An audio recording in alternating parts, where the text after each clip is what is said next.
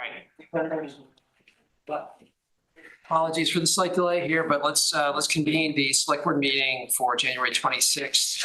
This is the first of three sequential detailed budget meetings where we go through departments. We will get to that in a moment. But first, let's any agenda review comments from select board members, I think on the agenda for which they wish to reorder, seeing none. Let's move on to public comment. This is the period of the agenda when the public is welcome to address the select board. We ask that one addresses issues not already scheduled on the agenda. We ask that individuals restrict their comments to 5 minutes. Questions will be directed to the chair.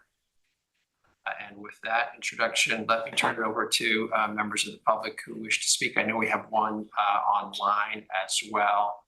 Are there any other members here who wish to speak, other attendees who wish to speak? David, if you could come forward, please.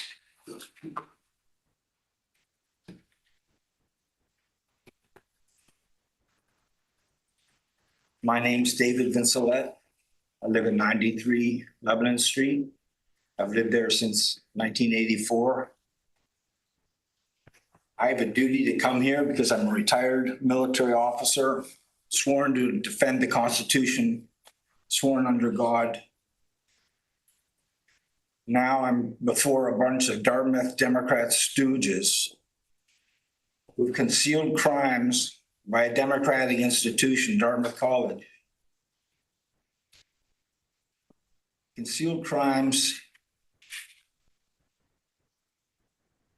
and a town manager who should be in federal prison and a police and fire department who've abandoned the public and been silent for the last 8 years while I've tried to bring truth into this obligation, I would call it. Dartmouth College is a Christian university. It celebrates John the Baptist, who baptized Jesus Christ. The motto is Vox Clematis in Deserto. Prepare the way of the Lord. It's supposed to be through repentance. And you've got Dartmouth up on the board there, their tower over the town. There's supposed to be a separation of church and state. You're not supposed to be kowtowing to Dartmouth. 3 members of your board are Dartmouth employees. They have been for 20 years. Dartmouth spent $50 million cleaning up one of their waste sites. They built a hospital that drains 30 acres of drainage into our swimming pool. That wasn't enough. Dartmouth and DHMC carted asphalt waste, contaminated asphalt waste with coal tar to the top of the hills. Those hills you have up on that sign there, those are the hills in Hanover.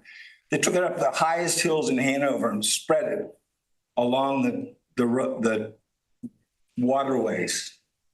We had land up on Moose Mountain. We had 3 lots on water that were being polluted. The town took the land, bulldozed the houses.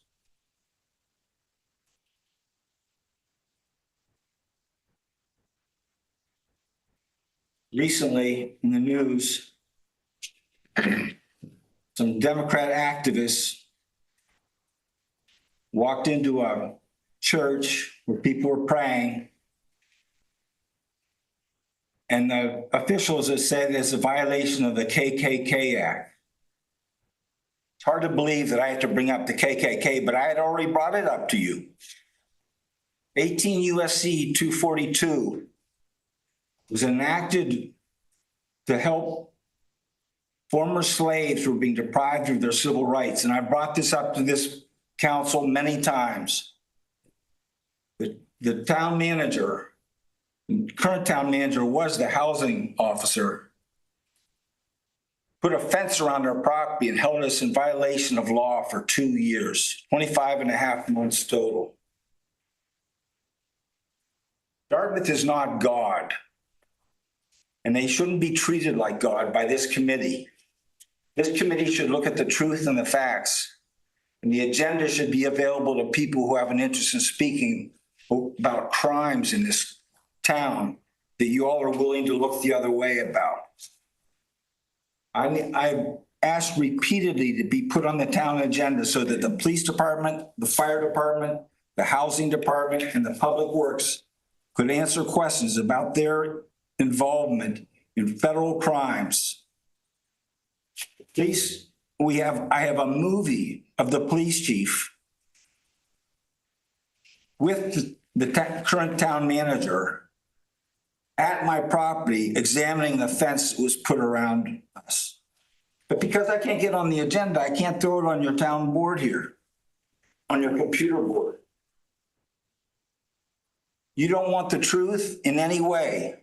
You won't let me talk to the people who are responsible for crimes, and you won't even look into them or put me on the agenda. This is all a violation of the New Hampshire Constitution, which requires you to be responsive to requests from the public. You're supposed to let the public oversee what is done by town officials. Instead, you've hidden town officials from me.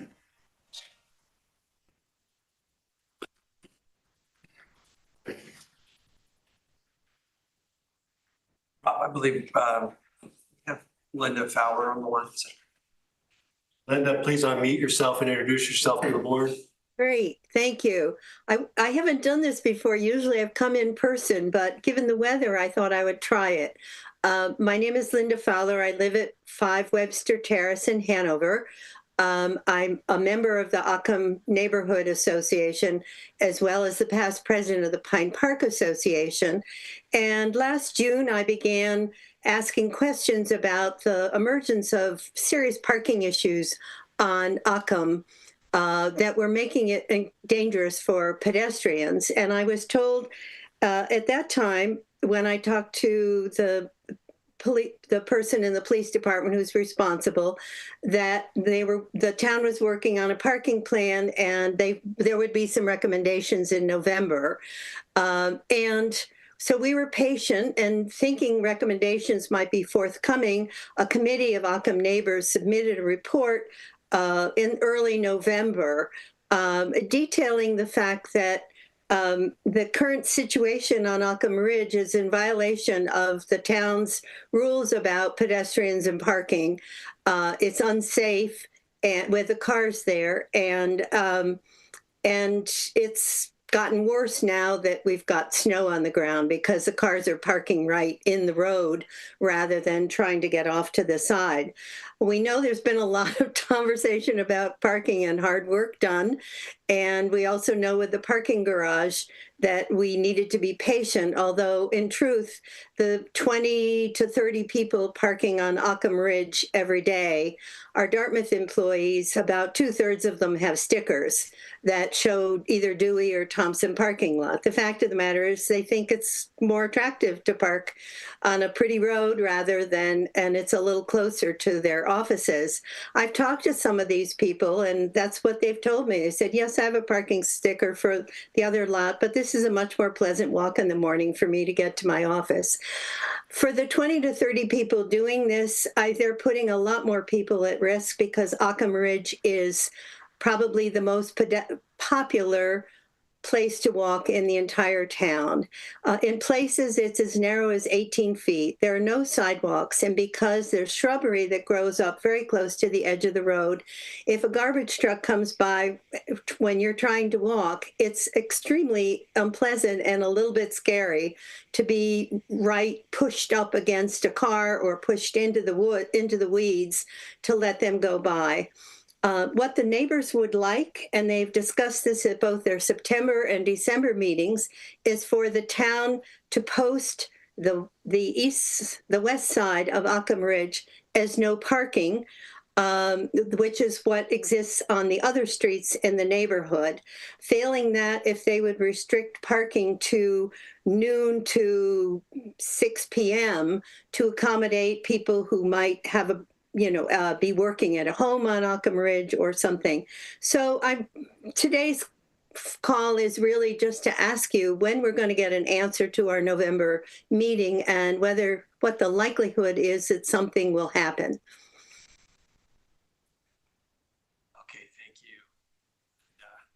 Rob, is this something you'd like to discuss now or? Sure. Linda and I have corresponded by email.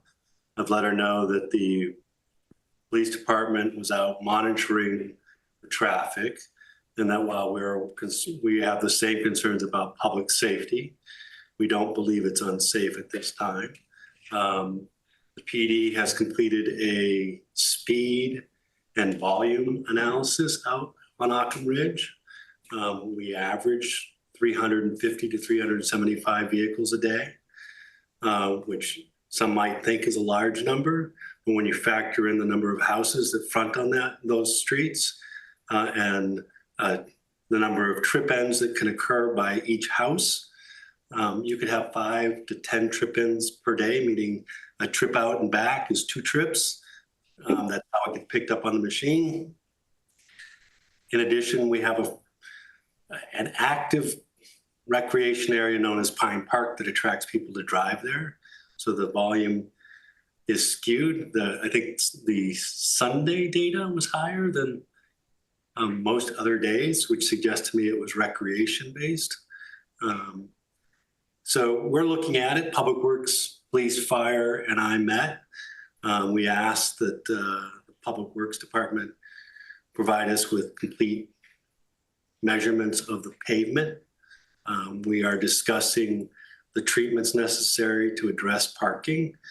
The range of discussions included one-way, the opportunity to provide designated physical parking that could be permitted, that could be part of a system that we have in place. There are areas in that at the intersection of Occam and Clement that is quite wide. And right now there is no fog line, so parking on the edge of pavement is perfectly legal. And so we're looking at all options.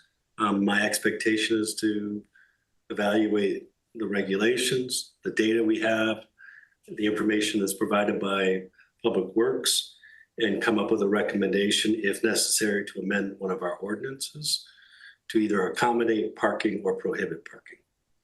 I do want to note that this is a public right-of-way. It is not a pedestrian way. While it's heavily used as a pedestrian way and bikeway, it is a road. And Also a pedestrian way. which is used by everyone. But, you know, having been a walker, a biker, a runner, and a driver on that road, I can say that the experience doesn't give me raise concerns for me. The data we have on speed is that it's exceptionally low speed. Was it 17 mile an hour average? Did you guys count the walkers? Just curious. We don't have the ability to count the walkers. So we're looking at all options. You know, the information we have is current. And, you know, I'd hate to use wintertime data because it would potentially skew the numbers down. So we hope to have something for you to consider if it requires action by the town. It might be as simple as laying fog lines out. The white lines at the edge of pavement is to maintain 2 travel lanes. And as such, if you can't park off the road, you would be in violation of the travel lane. I don't want to misspeak. I hope I got that accurate. Are you referencing me? No, I was talking to the half a dozen police officers in the room. Okay. Does it have to be posted to not park on the road? No, as long as there's a fog line, you cannot with your Like real the edge? the white line is referred to as a fog line. You can't park with your vehicle over the fog line. So if we were to strive, you know, the conversation may include whether or not Occam Ridge should be striped or lined. You know, we've gotten pushback elsewhere in town in regards to lining the streets. But that's the conversation as a whole. We've taken the concerns seriously, and we've been in communications. I've been in communications, and Lieutenant Swain has been in communications with Linda directly. Okay. May I? Linda? Yes, go ahead. I think this is the first the neighbors have gotten the idea that the town doesn't consider the street unsafe. And of course it isn't. Nobody's been injured yet because people do drive so slowly. But there's been a lot of discussion among the people who use the road for walking. And their view is that they're no longer walking there because it feels unsafe when there are a lot of cars there and the garbage trucks go by, or the Dartmouth trucks go by. It's really very uncomfortable. I think we're lucky. It's a problem that we have only during the week. On the weekends, the cars go away, and some resentment is brewing that Dartmouth is not adequately providing parking for its employees, or at least they don't think so. And our neighborhood is bearing the brunt of that. And there's starting to be a lot of frustration and also concern. Not surprisingly, some of our neighbors are attorneys, and they're concerned that if somebody were injured, that the town has been notified that the regulations its own regulations are not being met, that a lawsuit might materialize that would prove rather costly to the town. So we're eager to get this resolved one way or the other, but this is a case where the safety is more a matter of perception. And at least in terms of the numbers are on the sides of the people who feel unsafe, I think. So I just wanted to bring this to your attention, and hoping that I could go back to the neighbors and tell them when we might have a decision. Thank you, Linda. Obviously, from Rob's remarks, stay tuned. There is more analysis being done. Decisions have not been made one way or the other. So we appreciate the input of you and your neighbors. Great. Thanks very much. Thank you. Good luck on getting home tonight. We appreciate all the hard work you do. Bye-bye. Thank you. Okay. All right. Unless there are any other items, Rob, we'll move into business requiring discussion. Any introductory remarks? Thank you everyone for being here on this snowy evening. I know it may pose some challenges for everyone, but Parks and Rec is here tonight to speak to their budget. Fire is here to speak to their budget, including ambulance, and then police has 3 tranches to speak to. So we look forward to a healthy discussion, and we're going to modify the way we approach the presentation and use the PDF as shown online. Staff is going to say next slide, and then we'll just roll to the next one. Terrific. Okay. With that, I'd like John and Liz to come up. Thank you, John, Liz. Thank you, yes, to all of you for being here tonight. Appreciate it. Thank you for having us. For those at home, I'm John Sherman, the Parks and Rec Director. And I'm Liz Burdett, the Assistant Director.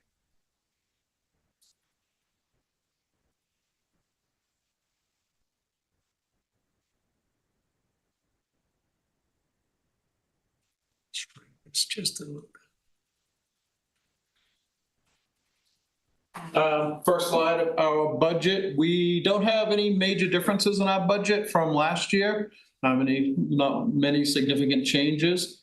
We still have the same 4 divisions within Parks and Rec that we had last year. The only significant change on this slide would be we did eliminate 1 full-time position this year with a vacancy in the OST division. Besides that, everything else is the same. Next slide.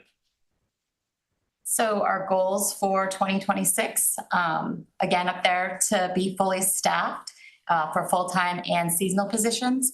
We are about to start interviewing for one of our openings.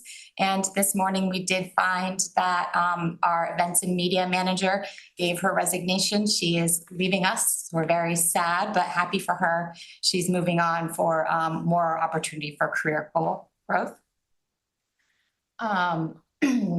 Again, so to continue with professional development, to look for more opportunities for certifications. And we're also excited to start working towards CAPRA accreditation, which is the Commission for Accreditation of Parks and Recreation Agencies. So it's the same governing agency that accredits other municipal departments. So we're going to be going through a very similar process that the police did recently. So soon we're really going to be digging into our policies and procedures and really talking about why we do what we do in order to meet all of the fundamental standards that are required for that certification. Next slide. Budget overview. Biggest change here is 4.6% increase over last year. Most of that is driven by personnel costs. And we'll go into that in more detail on other slides. Next slide. These are some of the lines that have the largest changes in our department. The first one is for IT. That's where all of our software lives. Town Hall is moving away from Unismart. And right now that software has a component that covers all of the cemetery database. The new software they're going to does not have that. So we're looking for an outside company to do that. That's not connected to Town Hall. The upside of that is we can move forward in some really nice software that allows everything to be online. Right now, none of our database for cemeteries is online. So if anybody does any genealogy, anything like that, they have to talk to us directly. And also it'll be GIS based. Just about all the software out there is GIS based. So that would allow people who are looking to purchase a plot to go online and see where it lies within Pine Knoll Cemetery. So that's the biggest difference in that line. The next one is we do have quite a bit of savings in our flex plan with the elimination of that one full-time employee, an employee opting out of the town coverage, and a lot of staff moving to the Luminos plan is where we're seeing savings in that line. And then again, where that OST full-time position that we eliminated lives in that next line, full-time services. And then on the last one on this slide, the program revenues for the community center, we're increasing that up 20,000. We've done really well with a lot of rentals for the community center, such as the driving school that's there. And also we're seeing an uptick in all of our, most of our fitness classes for adults and seniors, as well as our dance classes. I read that as diving school. As they diving school. Maybe. How are they doing? Right. That would be impressive. Right. I don't know. Yeah. Next slide. So here are some additional significant changes. So those first two lines that we talked about, those represent the changes for 7-8 sports going to the middle school. The third one there, the part-time services for out-of-school time programs, we did identify that there was an error made in the last budgeting cycle. So the good news is we found it. And the two seasonal lines weren't added in for salary. The cast line wasn't added to the camp line. So we found it, it's been corrected. And also for this budget cycle, we have enough overage in full-time salaries to cover the shortage that exists. So we're set there. The community contribution for ambulance service, this line is offset by the general fund and represents the fees that are collected for services provided to surrounding communities. And then that last line is just a reminder that the social service agency support lives in our budget here. Next slide.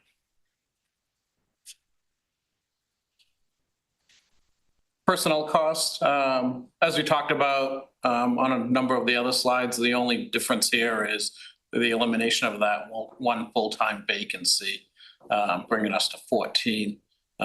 And then the cost increase for all staff is $52,159 over what we had last year.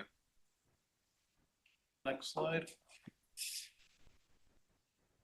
So our challenges, very similar to what we've had last year.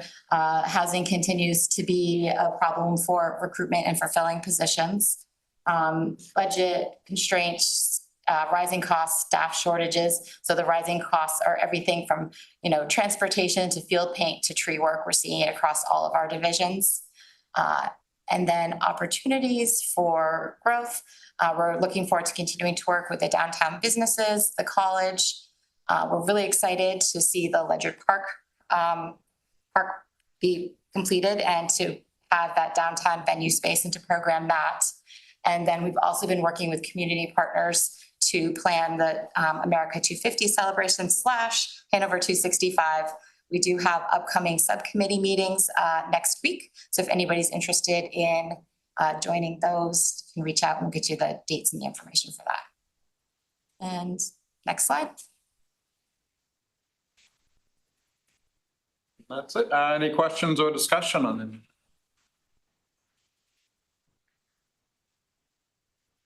Really exciting about the GIS on the cemeteries, and I'm sad. When is Hannah's last day? I believe it's the 13th. I think if that's a February, Friday, yeah. but yeah. Oh, She's completing the Valentine's snowshoe. yes. Yes, Yes. that'll be her last. Yes. Oh, sorry to hear of her leaving, but I understand.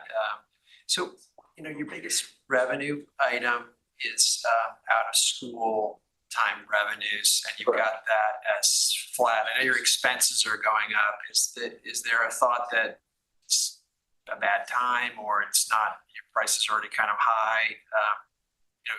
By not raising those, it's a little more put on the tax base. So It still covers itself with everything, with the elimination of that position. That allows us to still, cover expenses with the revenue brought in. But then, maybe next year we'll look at, the fees associated with it. It's also difficult the way we advertise and when the revenue comes in, where you can't just increase some like summer camp July 1st because we've already brought in all that revenue right now.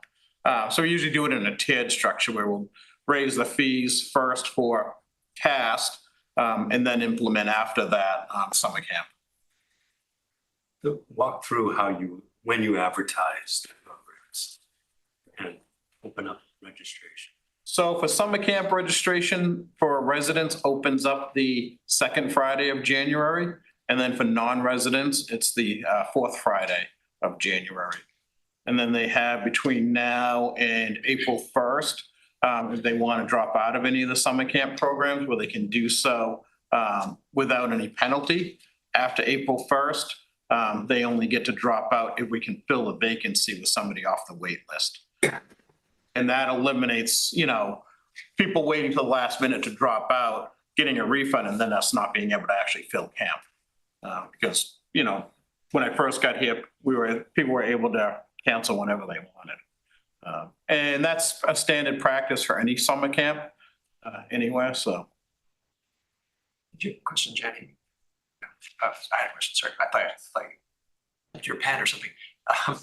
How are your numbers on, have you last Summer year? camp, most of the camps, a number of the camps were full with just the resident registration, and about half of them were within 4 to 5 slots of being full. Now that non-resident registration just started, most of the camps are all full at this point, and people are getting on the wait list. John, the Munis Smart Cemetery, we're paying $1,000 a month for a database, just to maintain a database online. So the what I put in the budget is that $1,000 a month. It's about $1,200 a month, and that covers for the first 5 years. That price is set, and that covers all of the setting up the whole system. So it's downloading our current database. It's doing all the GIS work to put all the points in and everything for all the cemeteries and connecting that to the data. It's also uploading any documents we might have, depending on what product we go with. Families can upload a picture of the individual for each plot if they want, along with death certificates, birth certificates, any of that stuff. But the one I'm leaning towards right now, I still have to do more research. is the same one that Lebanon is switching to next year as well. And the nice thing with this company is they break out that initial amount to get everything set up over 5 years. Whereas if we went with another company, most companies will say it's $55,000 year one or something like that. I had an estimate of almost $8,000 just to set up Pine Knoll Cemetery. So this one, the nice thing is they do spread it out for you instead of having a, 50,000 plus hit in the budget on year one.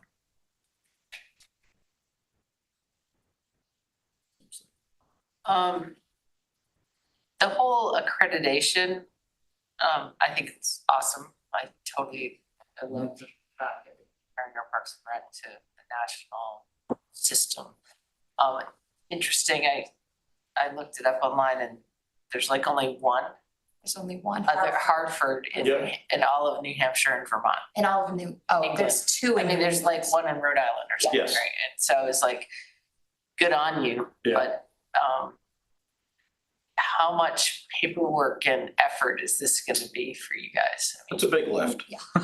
There's a lot to it. And that's why, we have 2 years to work on this. So it's not something we're gonna be jumping right into, thinking we're gonna get it done in a year or so. Okay. And the value, it being like making sure, I guess, I think- there's only 2 in all of New England, Right. Are we like shooting for the stars? Is this, because it's a No, lot of paperwork. It is a lot of Right. paperwork, and I was at a conference and I spoke with Scott, who's the director in Hartford, who's gone through this process many times. And what he said basically was that it's mostly about adapting the standards and making the visitors understand what that standard means to your department, right? It's not like we're not comparing ourselves to the department that has 500 seasonal employees, right? So to scale it to what makes sense for our department. And a lot of the stuff we are doing already, we just need to get better about our documenting and things like that. And it will also force us to clean up some of the places where we do have room for some improvement. So Great. that'll be a worthwhile exercise. I defer to your expertise, so. It'll that's be great. interesting to find out blind spots. Good. So it sounds like it's not just about the recognition, it's about the intrinsic benefits of the exercise. Yes, Okay. exactly. Yeah. Seeing where we can do better. All right, great. Well, thank you. Other questions for Parks and Rec?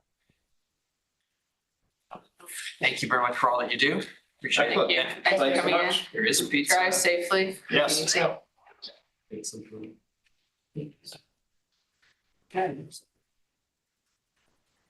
Fire departments.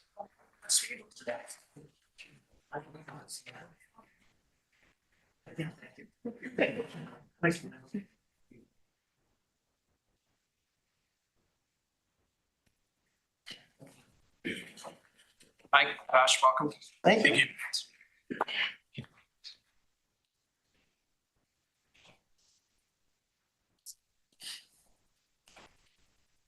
So let's just wait for you to get back. You don't have to wait for me. I'll start with introductions. My name is Michael Gilbert. I'm the fire chief for the town of Hanover. And I'm Jock Mary, I'm the deputy fire chief. So going through our slides. So for our presentation, we have 2 funds, the fire fund and the ambulance fund. For the most part, it's just one presentation because they overlap. The budgets slides are 2 different, just to separate those out. But to start the briefing is a pretty standard like last year. We're in all hazards response. We have 23 full-time staff and we're doing about 2,300 calls a year now. We'll talk more about that in a bit. And then our core functions are fire protection. I'm going to read each one of them. I'm going to kind of highlight some of them. Fire protection, we provide an ALS transporting ambulance, community risk reduction, hazardous material mitigation, technical rescue, and then the inspection side of things. So the community risk assessment, oops, sorry. What is ALS? So advanced life support. So we have paramedics, transporting paramedic service. Thank you. Good question.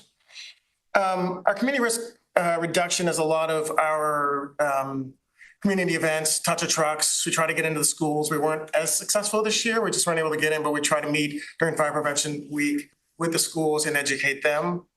I'm gonna let Josh, actually I'll do hazardous materials. So our hazmat, we have a high risk for hazmat in town just because of the college and the amount of things on campus.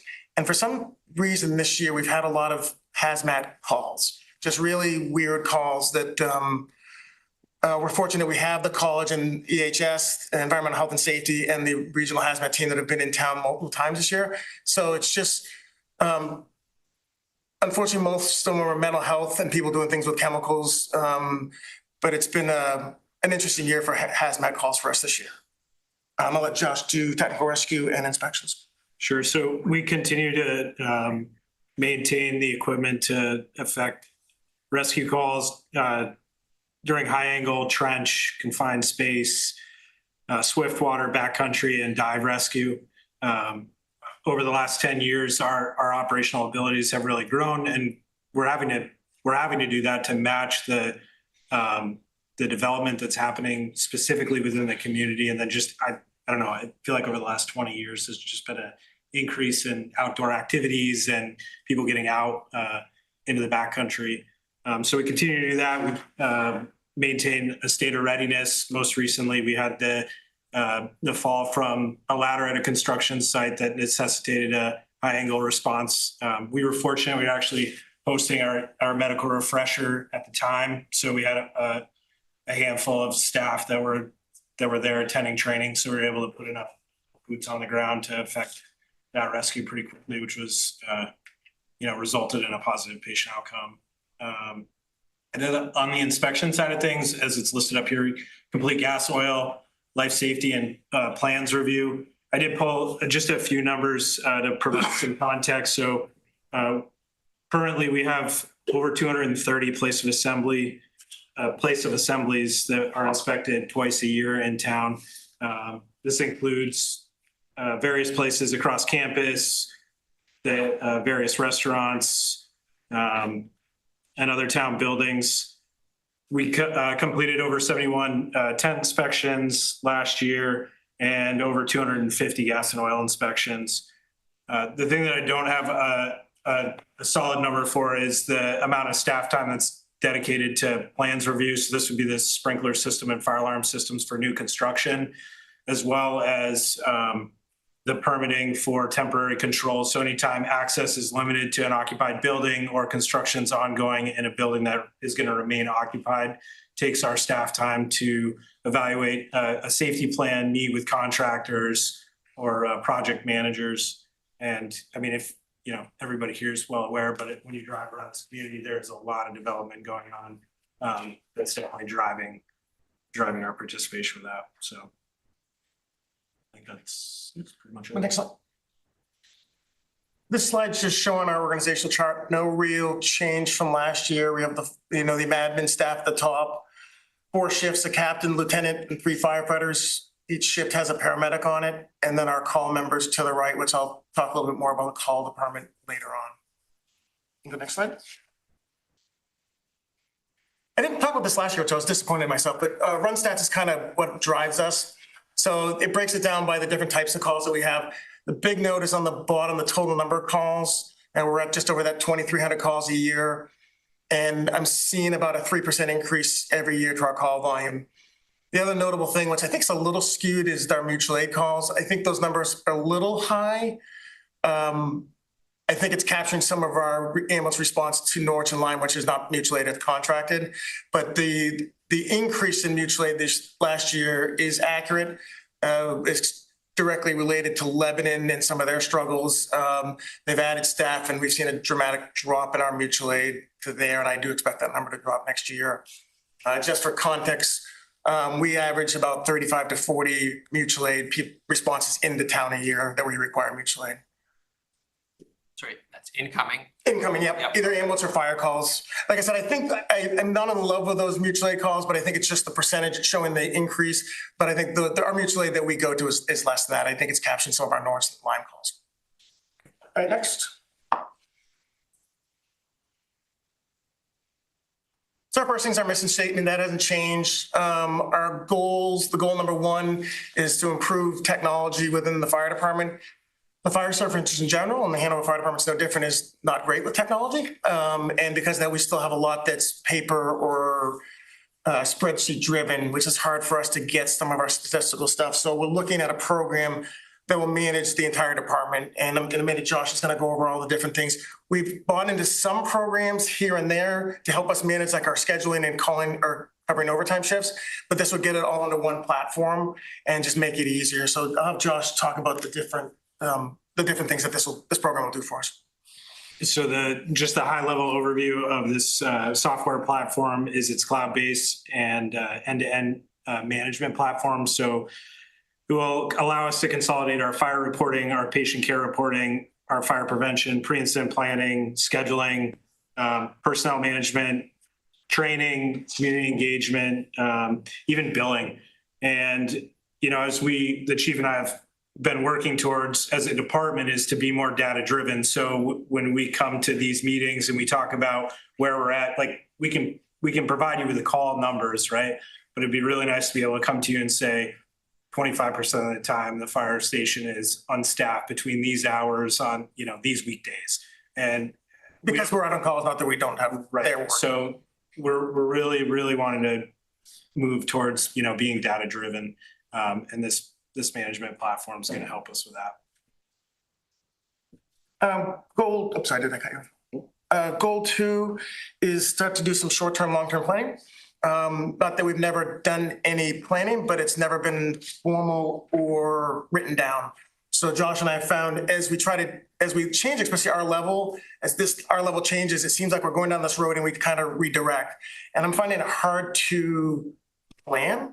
Something simple as like, well, what are we doing with the Aetna station? Where are we going with that? I don't know. So I want to do some planning. And in the budget, I put in to hire a company to do a strategic plan for the fire department, which we've never done. My plan is to have, because we've never done it, have a vendor come in and help us with that. And then after that, every 3 or 5 years, we'll do it ourselves and update it and then start being able to plan. So one of the things we'll talk about a bit is staffing is we have no plan for that. And I want to be able to, with data, show you when and how and why we should do that. And then the last goal, which is the same, this is one from last year, where I'm still trying to incentivize some of our members to go to paramedic school. Like I said, we have 2 paramedics on each shift, which I think is the minimum. 1 on a shift would, I think, create potential burnout.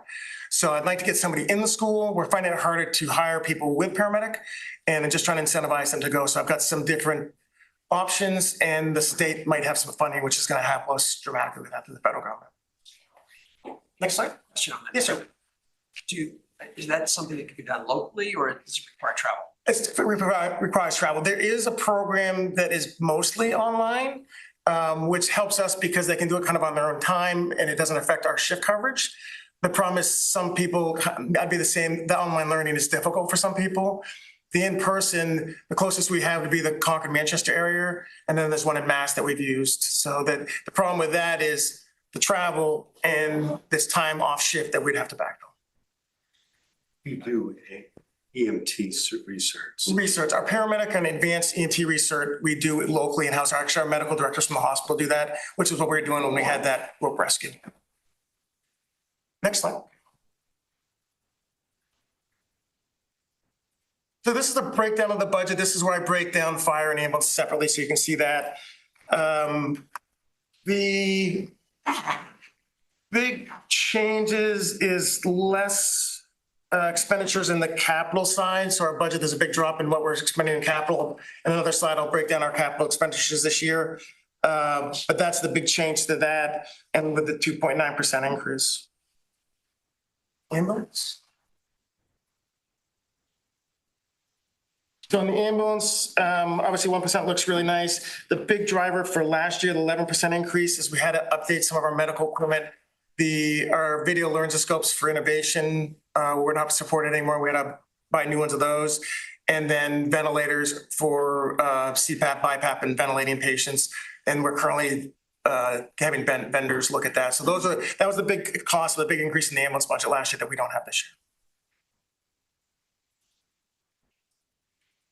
Okay, big changes. So starting at the top, the first one is that manager program. The one we're looking at is called First Due. The $31,000 is the first year cost, and then there's an annual subscription fee. It's about $15,000 for that we pay a lot of annual fees for a lot of these ones we're gonna do away with. So we're not gonna save money, but we're gonna get a better overall program. So that is for that program that we talked about before. The next thing is that strategic plan, which is $20,000. There's a national company that we're using. The advantage for the company we're using is kind of like what John was talking about. If we choose to go towards accreditation, this company also does that, and they'll have the data and we'll be able to use that, so we don't have to repeat that efforts. I'm not saying we're going there, but it's just something we looked at. So those are the top two of the drivers for this budget. The next two are going to affect other budgets that we just have to talk about this year at town meeting. The first thing is the new ambulance, which is due to be purchased in fiscal year 28, but it's a 2-year build. So we're going to be proposing to see if the town will approve to let us order that now to get it in fiscal year 28. The current ambulance's cost would be about $528,000. A conservative estimate for the trade-in for the current ambulance is $30,000, so $498, and then currently in CIP we have $497. There's a lot of, I think we'll get more for the trade. I think there's a piece of equipment that's gonna be less. If not, there's a stair chair we can take out, so we'll be under the CIP, but we do need to ask this year to see if we can order that to stay on schedule for replacement. And then the last thing on the page, which is the big white elephant, or probably in this case, the big red elephant, is the tower is due in 2030 to be replaced, and that's a 3.5-year build. And we've had a committee that's been working since the summer to spec a new ladder truck, working with 3 different vendors, getting pricing. And what we're looking at is about $2.4 million for that, which would be not part of the CIP, but a bond payment in 2030.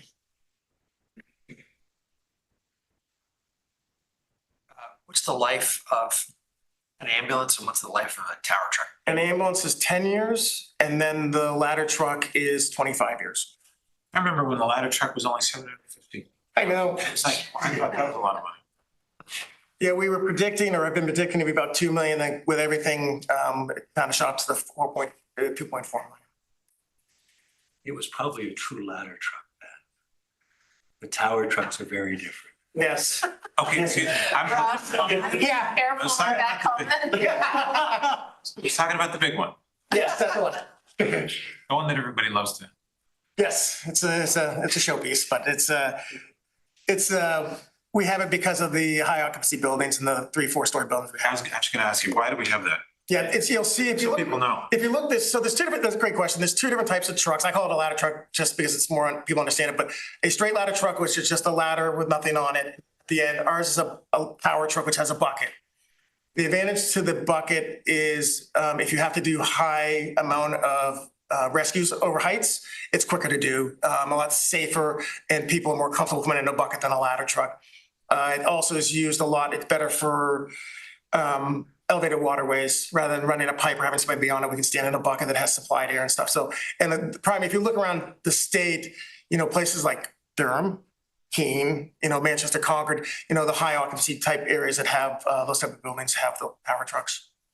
And normal ladder trucks, it'd be cheaper, but it'd probably be, the 1.8, 1.9, and those are ridiculously costly. We're talking about something that's driven by ISO New England, our insurance coverage, and the nature of the class of buildings we have in town.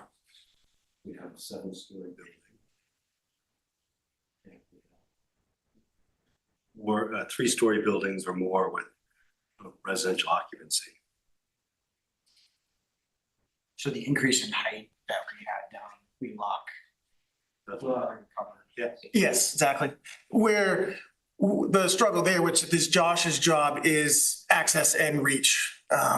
If we have a building that's in the middle of a golf course with no roads, but there's NFPA codes that regulate that, and Josh just makes sure they follow that so we can get the best access with our trucks.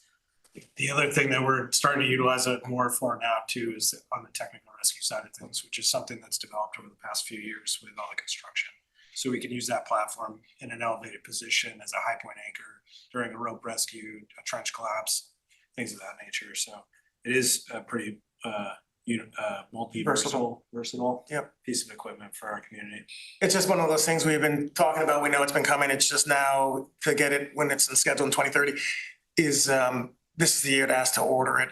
I will say, the question is, maintenance, and we are starting to see an increase. You know, it's now 22 years old. It was down for 5 or 6 months because a radiator went bad in it. And then recently our waterway was down for a week because we lost a pressure relief valve in the back. So it is starting to show some wear and tear, and it's getting to be time. Can you sell them? There'll be, so.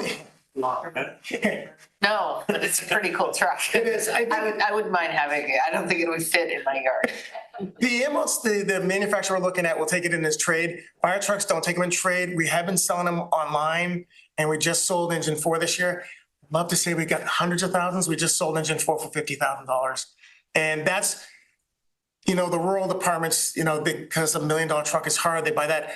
Most of the rural departments aren't buying ladder trucks, so I think the market's smaller. So yes, there will be, but how much to offset? Not a ton. So the mutual aid, you said we had like 30 or 40 coming in. Correct. And then 175 out. Does that include, so in the rescues and the more technical stuff, Yep. about 1,200, 1,300? And rescues is also all ambulance calls. That clumps in normal ambulance calls. I'm just wondering, like, how much, you know, we're getting a lot more of the technical type of stuff, which requires Hanover to have a lot more capability and equipment. Yep. But are we getting called to those calls because we have that equipment, or is there actually, you know, it's like a chicken I egg type think of. doing the risk assessment, Hanover has the risk, so I think we need to provide it. Because we have the equipment and skills, are the volunteers, departments calling us? Absolutely. But those 1,300 were all in Hanover, or were those? No, 1,300? and those are our, most of those are driven by ambulance calls that are Norwich, Lyme, Hanover. And then there are some mutual aid, and our mutual aid, those 170, like I said, those are high. I'd say we're probably closer to 100. Most of those are ambulance with some fire mutual aid calls. Any technical rescue other than that last week on the construction site is an automatic first alarm. 11 in Hartford and Hanover go together because of the manpower intensity that it requires. We were fortunate we had a lot of staff in-house, so we didn't have to do that. And it's always better when we don't have to use mutual aid because they're stretched too, and it worked out well that time. But we do have it set up because of the technical aspect of it. That anytime we do a tech rescue, whether it be a water or heights or something like that, that all 3 departments work together to get the skill on scene quickly. Can you speak to the dive team? Where's the Yes. nearest fire department? Oh, so this is where the diving is, not a. I knew we'd get there, we'd get there. Pull it out of me. So the fire department does have a dive team. There are only a handful of departments in the state of New Hampshire that have dive teams. There's one, the Seacoast has one, Nashua has one, New London kind of has, they have a handful of people. And again, for us doing the risk assessment, the river is a great resource for us because of the use of it. Unfortunately, every couple of years we do have a drowning, and that's why we have the dive team. So we currently have a trailer it's our water rescue trailer that has 4 setups in it. And we currently have 7 divers and 4 that are in class to become divers. So this is the one discipline that we do not require people to do. They have to do swift water, they have to do the basic heights and things like that. This is one that you volunteer because it is such can be very uncomfortable for some people.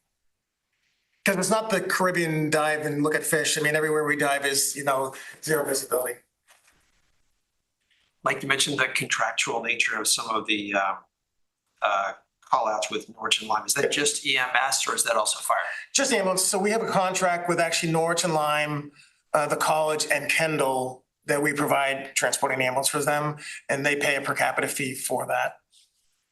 We don't, and then it's mutual aid for fire calls.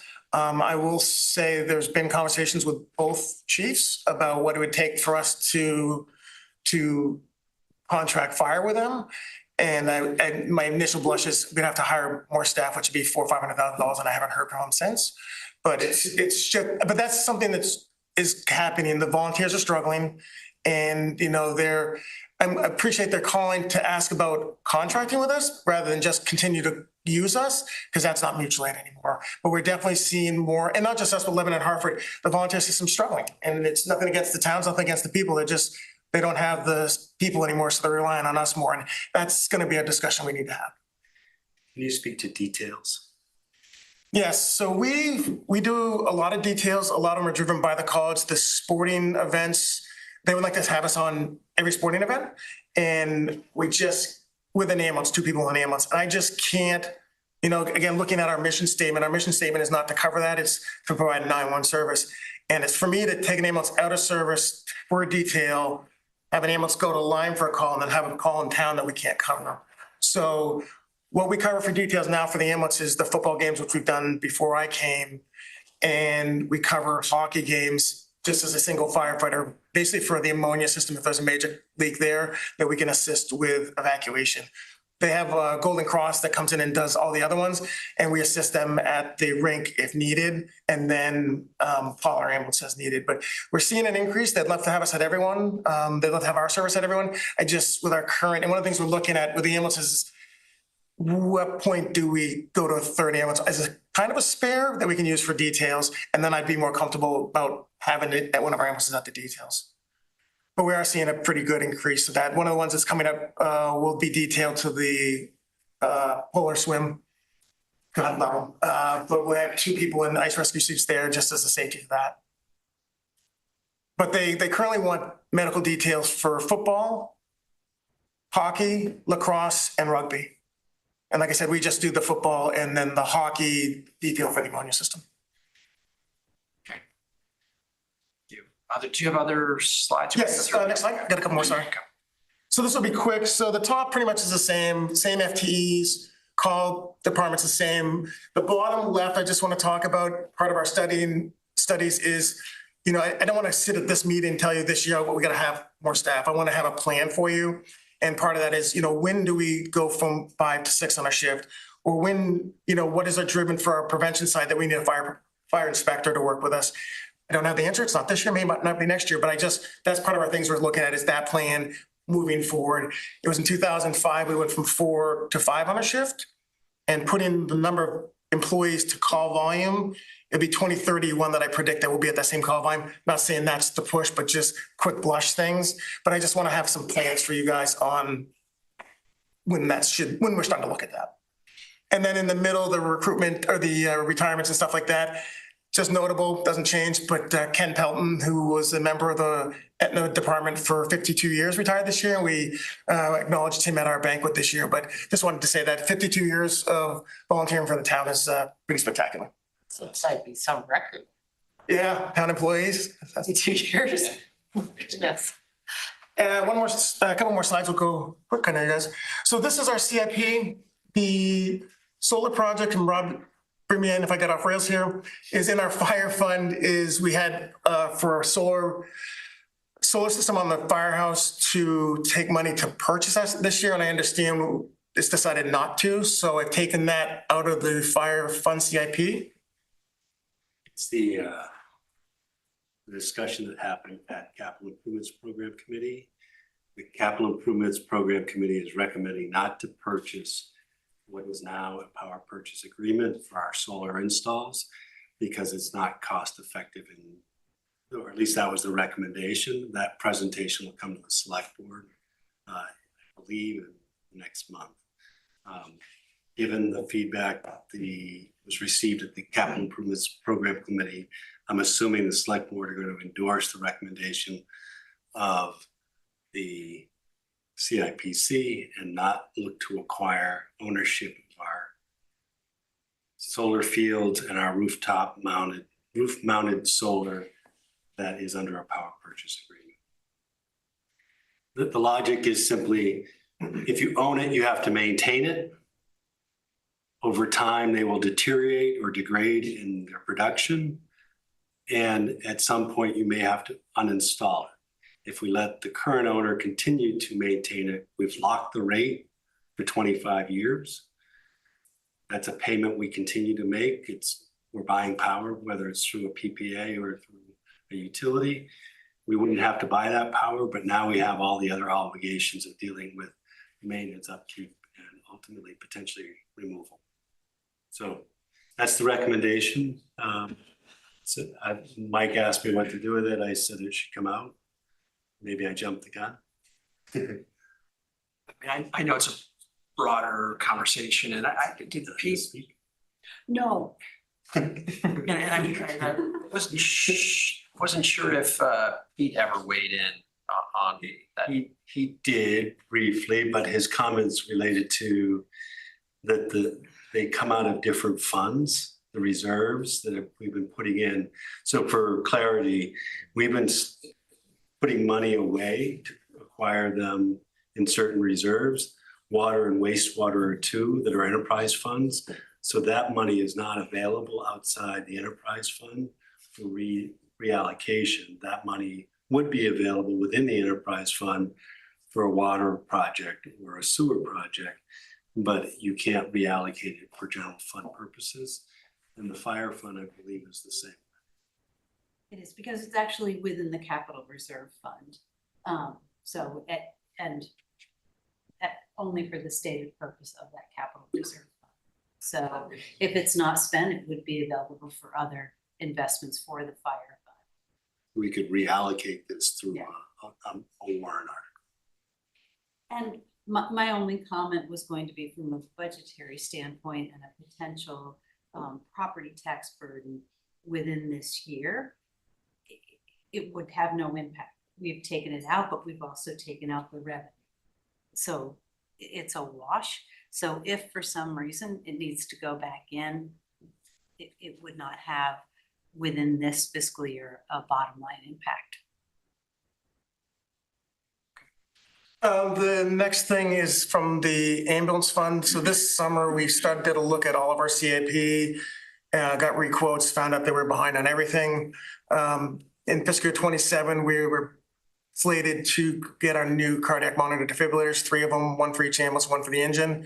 There's currently $116,000 in that, and they came in at $192,000. So I didn't have time to adjust CIP, so I'm deferring that for 1 year to try to get that caught up. So there'll be nothing taken out of ambulance fund this year.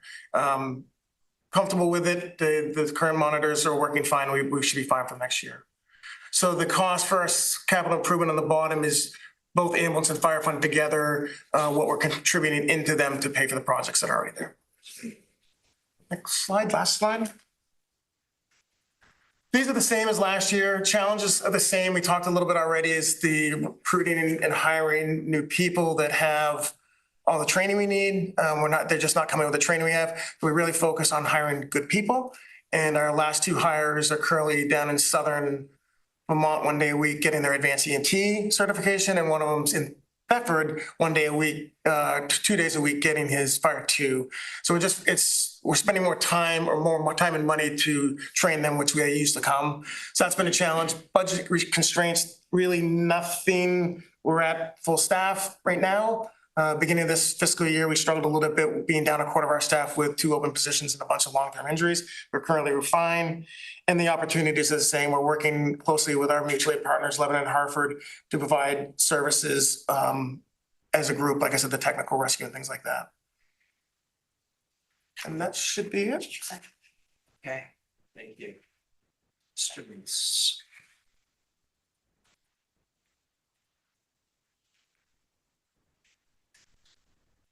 Has anybody expressed any interest in becoming an EMT?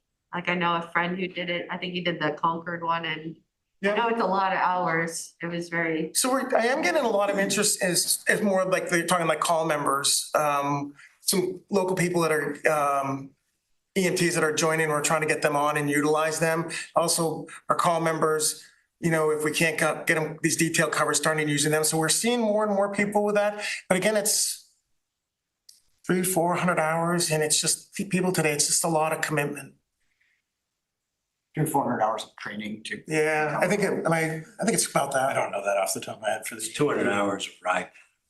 Yeah. 200? No, it's 40 hours. 40. For EMT, it's 60 hours ride time, and it's almost 2 weeks in class. Yeah. 2 days at the academy and 1 day, 2 days. Not that Sean's on that. Everybody that we hire is coming in the door as a minimum, as an EMT. So they already have that certification. Because if they didn't have that, it would be, 6 months and they couldn't even be on the ambulance. So it's like EMT Fire 1 is our minimum. what we want is AEMT fire too. We're just having to do the second half. But like I said, what we really look at, get the right person. And I'm not sure that spend a little time and train them than and have a right person. And we've done spectacular this last 4 hires, outstanding people.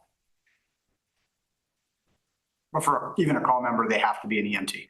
No, they can be just fire too. We have some members that are just fire. We do require, not immediately, but they get at least fire 1. We've got a young, he's in college right now from Aetna that's just joined as an EMT, as a nursing student. We get a decent amount of inquiries from the Dartmouth students. It's just harder because they're here for such a short time and the onboarding takes so long, we don't get much out of it. And again, for the members of the Hanover station, we cover 99% of the calls. So we just don't use them so much and it's not worth their time. Thinking of a new profession. He's talked about it. No. Just another thing to add to. I just think it's, no, I'm not. He had a mustache last year, so he was all set. Yeah, I never knew, and I think the vast majority of people in our community have no idea that there's any volunteer opportunities to do more, like real stuff. I shouldn't say real stuff, but like to be on an ambulance. Right, exactly. I think in the Aetna area, there is downtown, we don't like call back people, they cover it all here. Aetna, they go to every call, so there's a lot more opportunity out there. Yeah. Because the problem is you put them on and then we just don't use them much and they want to be helpful. They want to do something. I'm trying to figure out ways to get them more. The details is one way that I'm really looking at trying to utilize them. It's interesting too, on the training side of things, like when we look at the replacement time and costs for apparatus, when we bring in somebody that is young, that's never had a commercial driver's license, that wants to get behind the wheel and respond to calls out of the Aetna station, where there's no oversight from full-time staff. Like we have to consider that too. So there's a lot of training that goes along with it. We're certainly encouraging it, but it's not just as quick as standing somebody up. And that's what probably scares me the most is, the old car 1, we're putting in Aetna as a kind of, so they can take that on a fire truck to a medical call. But even that is like somebody young that's excited. I get nervous, that's one of the leading cause of deaths in the fire service is motor vehicle accidents. So it's just training. We just got to train them and make sure they're ready.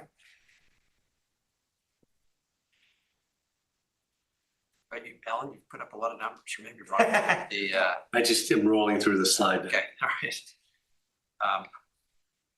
A question on the revenue side. I saw the community, this is for the ambulance. Revenues of about 1.4 million. A big chunk of that is ambulance service charges. That's up 3%. But the Hanover pieces, the community per capita fees, the Hanover per capita fees, they're up 7%. Yeah. Why is there a difference there? I'll let Ellen jump in for the second question, but why the 7% is, so last year we sat down with our medical billing company and looked at our rates compared to everybody else in New England and found we were dramatically behind. So the last couple of years, we've gone 7% to try to get caught up, so kind of where we can. As far as the difference. So the two fees are quite different. So the per capita fees really are to help defray the cost of having a full-time ambulance service. And so over several years, we did not increase those per capita fees to keep up with the increase in either the labor costs or the costs of the equipment. And I think, looking at that increase, the cost of the defibrillators, we're trying to defray that. As far as the other fees, those are actually for the calls. And Mike, you probably know off the top of your head, a very, very large percentage of our calls in Hanover, Norwich and Lyme, particularly Hanover, are Medicare or 75%. And it doesn't matter where we set our fees, we will be reimbursed. And so at those rates. So that 3% increase really is a volume increase. Yeah, so Ellen asked me, and that's why I knew the 3% every year increasing volume that's how we set that, is we've had a 3% increase over the last couple of years. Okay, thank you. That's very helpful. Questions on budget for fire or ambulance? you want to make any other comments? No, go, all right. Thank you. Yeah. Pleasure. Well, thank you very much. Thank you for all that you do. Thank you so much. Appreciate it. Thank you. Bless you. We're dragging on. These are ashes.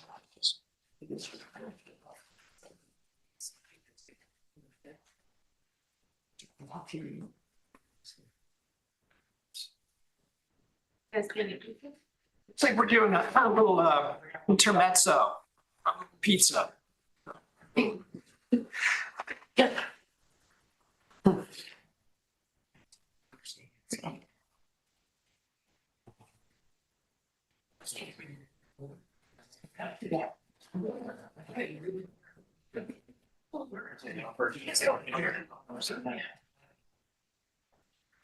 Gonna give you guys some room.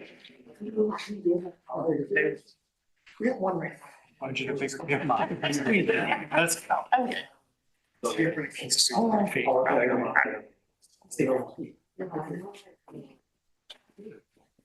Yeah.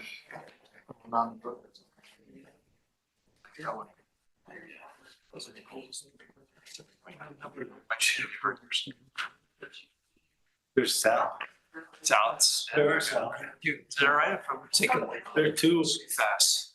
salads.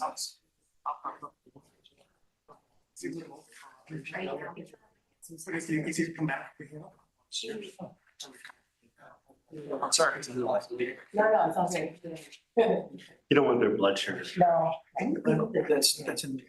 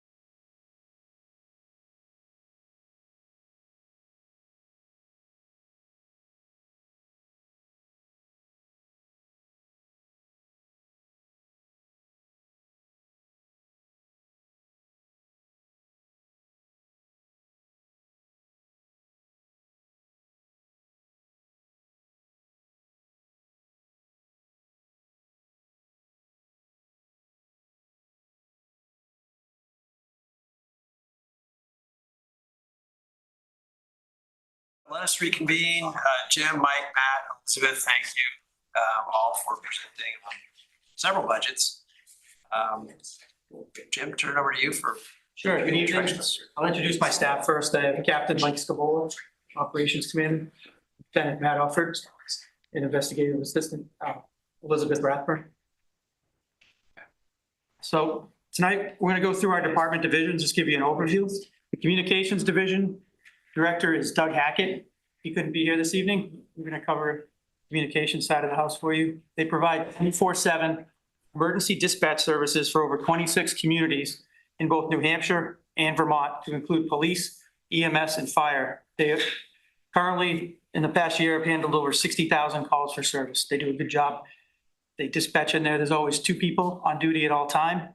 One thing that we'll get to later in the budget, we're going to talk about a little bit about our wellness care program that we have for our employees. And there's a request in there that's similar to the fire departments that will allow us to have an annual mental health check-in for the communication officers, just like the police officers, because sometimes when they take these calls, they take these hot calls, they get transferred trauma. It's almost as if they were at the scene themselves. Some of the calls they're dealing with, people having the worst day of their lives, whether it be a medical emergency or police emergency, so forth. So they do a really good job for us. As far as the Police Operations Bureau, I'm going to let Captain Mike Scabola speak to our 3 divisions. Yep. So one of the exciting things in the last year we've been able to do is a major reorganization, which I kind of cover here to make us a little bit more streamlined and strategic as far as our administrative planning. The first one is Lieutenant Uppert, who has a patrol division. They respond to about 20,000 calls for service per year. We run 3 shifts, covering 24/7, obviously, and we always have a minimum coverage of 2 officers per shift. Matt's also responsible for community relations. He did the Touch a Truck last year, does active shooter training, and he did our haunted cruiser, if anybody's seen that. He's also managing our fleet.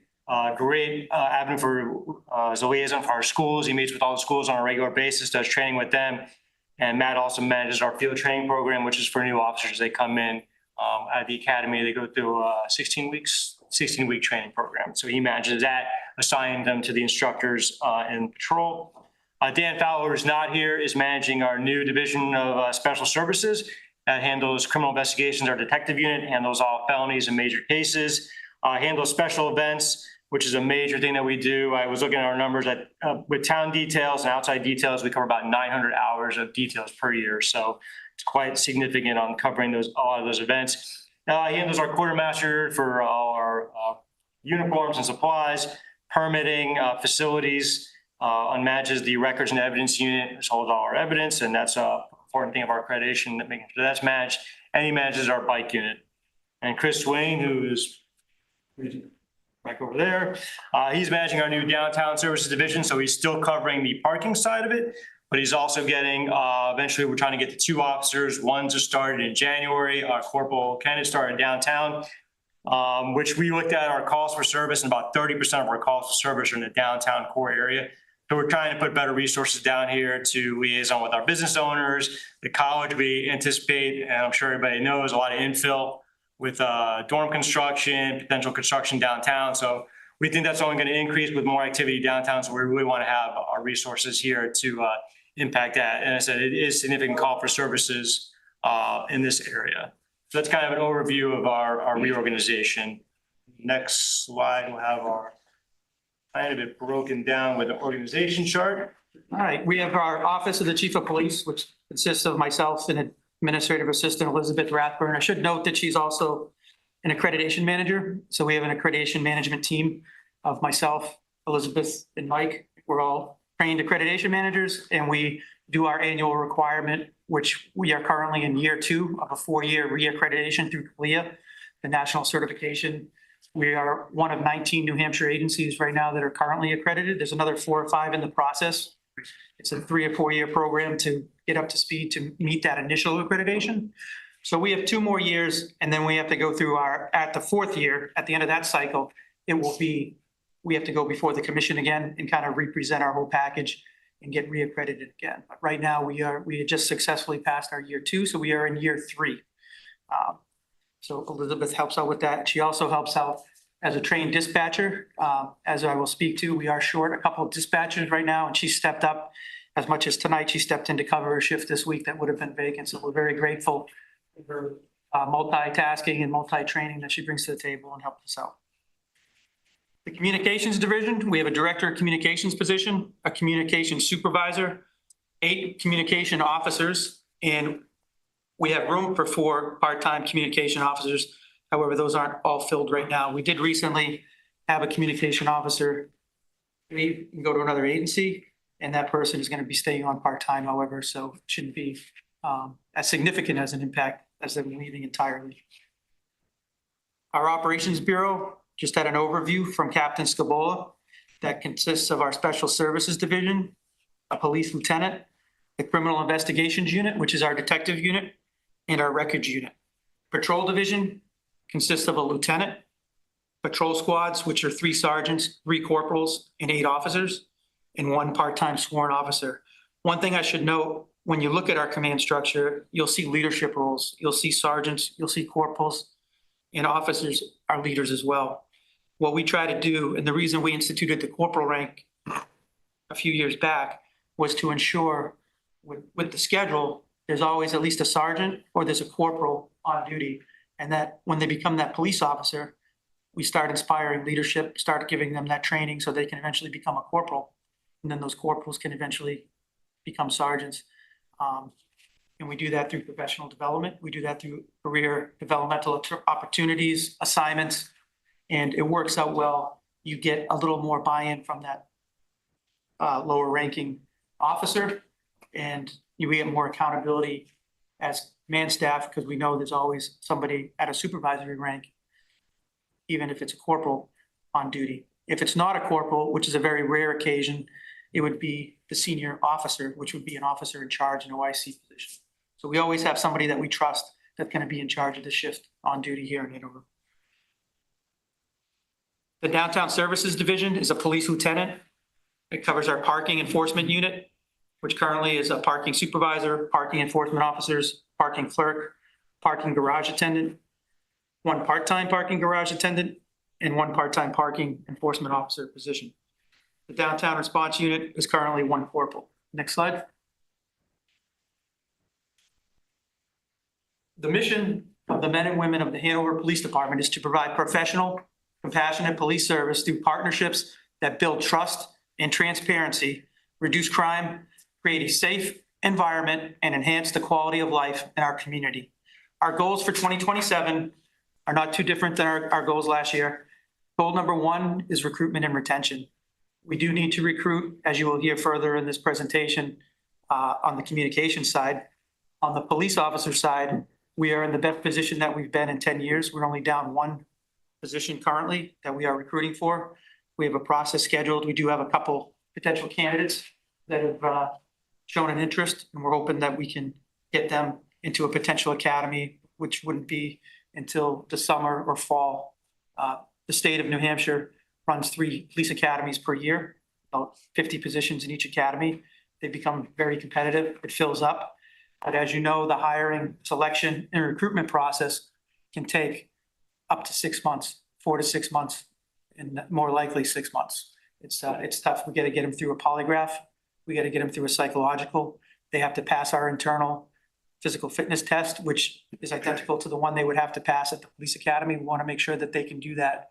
It's the first event that we put them through because it's not worth our investment if we're going to spend 6 months and several $1,000s to get them to that point, and then they show up at day 1 or the week before the academy is typically when they do it if they don't pass that. So we have to make sure that we have somebody that we're going to invest in that's going to make it to the academy. So there's not too many career fields out there that you have to go through such a selection process. And today we are finding it harder and harder to recruit. I spoke last year of successes we've had with Handshake, a platform, kind of a bridge between academia and the workforces, all different career fields. We've had successes. We've had 2 officers this year that we've recruited from colleges in New England, 1 in Worcester and 1 right here from Colby Sawyer. So we've had some luck in recruiting college students as entry-level police officers. Yeah. Jim, what's the, from the point of identifying somebody to them graduating from the academy, joining your team, how much time is that? Elizabeth handles the process for scheduling, but I would say 6 months, 5 to 6 months. Yeah, by the time that they get through, first there's the initial part of applying and doing all the testing, and then the background process. That's actually fairly quick in retrospect, but then you have to get the timing right to get them to the academy, 16 weeks there, and then they have the whole field training, which takes 4 months, 12 to 16 weeks. Yeah. So if somebody gives a 2-week notice and he leaves, and then you have to hire somebody, it's going to be 6 months to 9 months before they're actually ready be out there. Can you speak to the practice that we used for the last 2 hires at least, where we brought them on board? Yeah, the last process we did, we had a really good candidate. He was actually from Texas. He was at Colby Sawyer on a full athletic scholarship, very talented young man. And fortunately for us, he ended up meeting somebody in this community and wanted to stay in this area. Colby Sawyer is also a nursing school. So he went and he met a fellow classmate, and they're here together in the area, and it worked out well because that's the reason he's staying in Hanover and came to look for a job with us. We didn't want to send him home in May. The academy wasn't until, did you go in August? It was 2 or 3 months before, but he's a 22-year-old, 23-year-old student, doesn't have the means to support himself. There's no way we could have said, hey, just come back in August. You know, he has to pay rent, feed himself, support himself. So we did bring him on early. We kind of did it as a developmental training. And what we did was we tried to prepare him for the police academy as much as we could, and it worked out well. He got to do some of his stuff that he would do in field training. He got to do some academic, and he got to help out around the station, and he got to go out and meet the community actually for a few months, and I think became more vested into the town of Hanover, not just the Hanover Police Department. And I think he's going to be a good asset for our department. Great. Training and professional development, we had that up there last year. I know that's one of the select board's goals for all the departments, but in our department, it's real important that we provide training and we provide professional development. The state has imposed an additional 24 hours of required in-service training each year as a core training that police officers need to have, as well as the extra training that we need because of our CALIA, our national certification.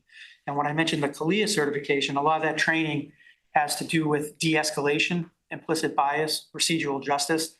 And we believe those are the skills that Hanover demands of its police department. And Captain Scabola is actually one of our he's a certified de-escalation instructor. So he conducts that training in-house for us, that particular block, and we do that annually. Sometimes we've had this training identified, and it's of the best practices for police departments throughout the country.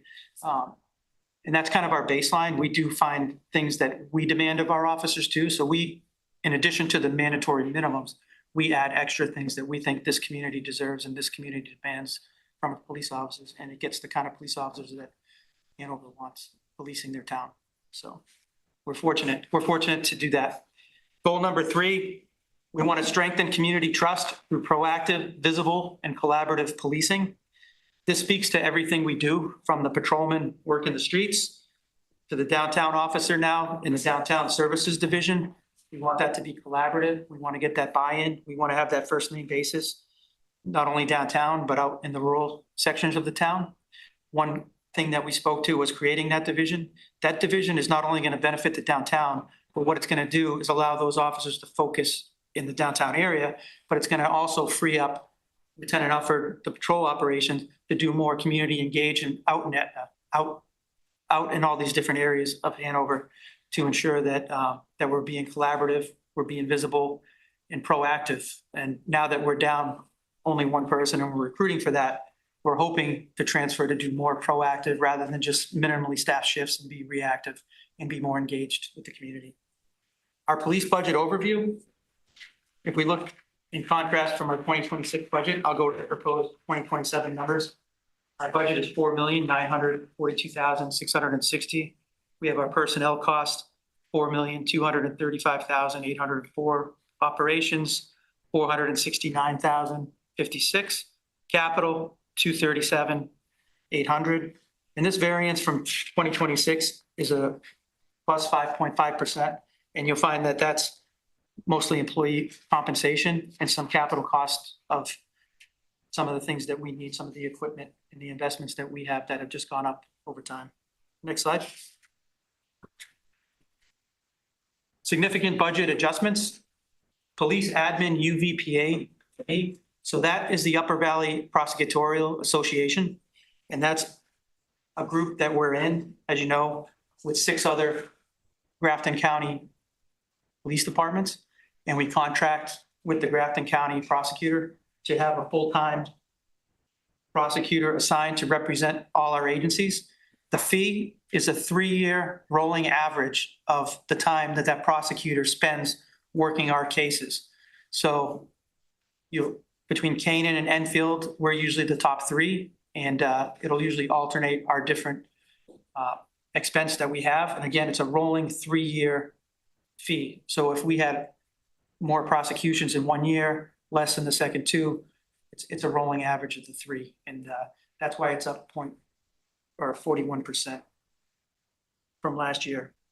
We had 1 year that had more need for prosecutions in the court. This represents May 1st. Yes, the May 1st, we had 89 cases that were extra that were thrown into the docket. And not only were those cases there, they had other ancillary judicial matters that we had to deal with. So we had a lot of time with the prosecutor. One benefit that we have in this association is that Mariana Pastor, the prosecutor, she actually sits in the Hanover Police Department and has an office. So she provides legal counsel to our officers, to the command staff. If we ever have a legal question, we have direct access. We don't necessarily have to call an outside counsel or contract with somebody for those types of questions. We can go right to her, and it's a beneficial relationship. Patrol full-time salaries are up 6%. Again, that's just compensation related. And we are almost fully staffed. Patrol professional development, that represents the increase that I discussed previously regarding the extra 4 minimum hours that we need to do, as well as the professional development training that we send our leadership and our officers to. Patrol contracted services, that covers several things. One thing I highlighted in there that I spoke to at the beginning of this presentation was kind of following in the fire department's footsteps. They started the program last year where their personnel have a mandatory mental health check-in for well-being. So we looked at their program, we saw it was successful and it was of value. So we feel we would like to do that for our police officers, and again, for our communication officers who witnessed that transfer trauma and also have that need. You know, we have some younger communication officers, and I've seen them personally be affected by calls that may have resulted in deaths, they may have resulted in domestic violence or different things. So we have to be conscious and keep our eye out for them, and to help them out when the need arises. That patrol tech supplies, that's up 38%. Again, that's the cost of the various equipment that we use. We did add a couple of things in there for community outreach.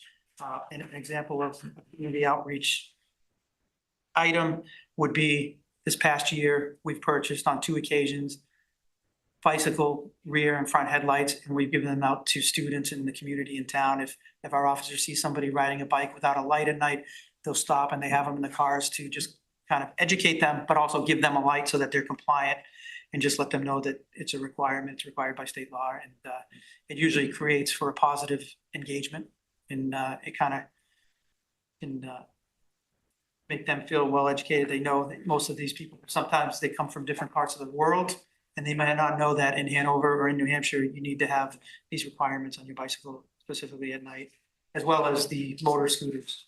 We end up handing them out to both. Downtown division, we just put $1,000 in there. The downtown division is going to be liaisoning with the business community and doing some outreach. And that's just so that they can buy some outreach materials, maybe create some type of media to hand out and do different things like that. Although we do try to do a lot of our media now. We'll invest in a banner and bring it to a meeting, and it may just have a barcode on it so they can take a picture of it. And maybe it's education for the students or a visitor scooter on the sidewalk. It could be something different. Just let them take a picture of it, because we found specifically the students and the younger ones, they don't want any literature. It's going to end up in the trash, but if they take a picture of it, they may have it. They may use it in the reference in the future. So we try to be smart on what we spend our money on. I mean, I think we've all come up with some ideas, and Elizabeth will point us in the right direction and say, they don't use those. I mean, it's been 10 years, or they don't use those type of things. And the things I think would be of value sometimes aren't, but sometimes the things I think of, you know, we work through it, and we try to use the money wisely, but we put that in there for that purpose. You figure out what works, let us know. Yeah, we're still trying to figure that out. I like the silicone lens cleaners that have I think everybody likes those because they can clean off their phone, they can wipe their laptop. Those have tested the age of time here. And the stress balls. Keep one on my desk. significant budget adjustments, again, page 2 here. We did account for an increase in communications. We're looking to create a deputy communications director position, which is basically an attrition developmental assignment. Just because for attrition within that group, we need to bring somebody on that can potentially evolve to be the director, but it's a lot to learn. And we're hoping if we could have a couple years to let them work with that communications organization, kind of see what that person does, develop the leadership, and be ready to take over as director whenever that's needed. That would work out good for us. So again, it's a developmental position. What we are doing with that is we recently, as I discussed, we had a communication officer lateral to another department. So we took that position, and we're going to not look to fill that position. We're going to look to make this that position for attrition purposes, and just to pass that knowledge on. It's they don't have the leadership ranks that we have over in the police department side of the house. They do have a communication supervisor, but they don't have corporals, sergeants, lieutenants, captains that are continuously developing up, and they're a smaller organization. So we feel that that would help us meet our needs and help start preparing somebody for that challenging position, which is very, very challenging position. Dispatch, their flex plan had went up too, so we put that on there. It had went up 21%, and that's the compensation related expense. 2027 budget CIP, an increased request. So the transfer to the capital reserve fund for a car 12 replacement, which currently is a Toyota RAV4, is $64,000. We have a budget line item request for patrol machinery and equipment. And this is in addition to the normal items that are on there that we need to recur every year. It covers $2,700 for an initial purchase of a laptop to be put into the police vehicle that's assigned to the downtown services division, so that the officer that's in that vehicle down here can access our database, can run license plates, can do reports. He'll be able to take that laptop out and take it into a business if he's doing some type of project or he's doing something as well. So we're hoping that that gets approved so that that officer will have that, because it was the repurposed chief's vehicle and it didn't have an MDT in it. So that's what we're looking to do with that vehicle. I don't know if anybody's noticed it. We had it re-decaled and it's been parked downtown, but everybody knows the graphics that are on our police cruisers. So within the green stripe, the captain came up with a good design, and we put Downtown Services Division on there just so they would know that that's a vehicle that's unique and providing services directly to the downtown. I think it came out really nice, looks good. With our CIP next fiscal year, when we replace some of our cruisers, we're going to have an additional one of them will be marked up for the downtown unit, Downtown Services Division as well, just to get some awareness of that. Can you speak to car 12's purpose? Car 12's purpose, so it's a Toyota RAV4 hybrid, and it just reached the end of its cycle. And that vehicle is it's an unmarked car. It does have police lights in it, and we use it during events, and the detectives will use it occasionally. But one of the main purposes that it's used for is we call it the travel car, because our classes that we take to get our recertification often aren't in the vicinity of Hanover, whether it be the communications personnel, whether it be the police personnel, parking personnel. If somebody when they have to travel to a class, a lot of times it's in Manchester, a lot of times it's in Massachusetts, Connecticut, Rhode Island. It could be a 3-hour drive, it could be in a different location. So the car is unmarked. You can't tell it's a police car really just by looking at it. And the officers and our staff use that weekly to attend different training, different in-service training. And again, we do use it as a force multiplier as a car when we need to. And specifically, if we need an unmarked car for something, or maybe we have to transport something to the lab and we just want to maintain a low profile, we'll use that. And our evidence person will use that too, almost on a weekly basis, to go to the state police lab, transport evidence, have evidence destroyed, those types of manners, rather than put her as a civilian in a police car. It's nice to have the capability to have that car. Draws less attention. And it eliminates the use of a cruiser. Yes. for these purposes. Yeah, it keeps our cruisers freed up for the mission priority in Hanover. We like to keep them here. Personnel allocation. Currently administrative sworn, we have 5 full-time equivalents. Admin non-sworn, we have 2, which is Elizabeth, and then our records clerk coordinator, who's also our UVPA administrative person, that's Cheryl Tallman. Patrol, we have 16 full-time equivalents. We have 1 open police officer currently. And then we have 1 part-time patrol officer currently, which is Lieutenant Rathburn. For communications, we're budgeted for 10 positions. We currently have 2 open. 1 I spoke to, but we'd like to transform that position into the developmental leadership position for the transition, as well as 1 vacant regular communication officer that we just started recruiting for. And Elizabeth, do we have any applications for that yet? Yes, we do. We have about 5 applications. But if, can I say just one thing? I think, not sure, but Doug Hackett might be watching from where he is. Sure he is. Usually he is here, and usually he has quite a bit to say about the communications division and how hard they work and all of the technical stuff. I've always said that nobody's irreplaceable, but Doug is a tough one. He does so many things. So this assistant director position that we have in the budget is really gonna take somebody to be able to learn from somebody who's been here for so long. And it's not a small feat. It's, you know, nobody could just walk right into what Doug does. So I just wanted to give a quick shout out to Doug that we're thinking of him. I know he would be here if he could. And, you know, we're just trying to keep everything running while he's away. So. Thank you. Some good points. Good points. Next slide. Right. Challenges and opportunities. Recruitment and retention, as I mentioned, it's always a challenge. The increased training requirements are continuing for CALIA accreditation. Technology is a challenge, both in the crimes we have to investigate, as well as our tools to investigate those crimes. We have technology on both ways. It helps us with recruitment. Building trust and transparency. We can't perform our job on the street with our community if we don't have their trust and they don't feel that we're transparent. So that's always going to be a challenge. And it's something, it's one of those goals you'll always strive for, even if you think you've achieved it, we're always going to push for that. So building the trust and transparency is always going to be our top challenge and one of our top priorities. Opportunities for community engagement. Every opportunity, every contact we have is an opportunity to win a community member over we happen to be dealing with. Collaborative partnerships, whether it be Dartmouth Safety and Security, local businesses, the academy, different associations. We try to use and exploit all our partnerships to get our job done. If we have a technological void or we lack a piece of equipment, we'll always reach out and try to use those regional assets or those other assets to mitigate that, to make sure that we accomplish our mission.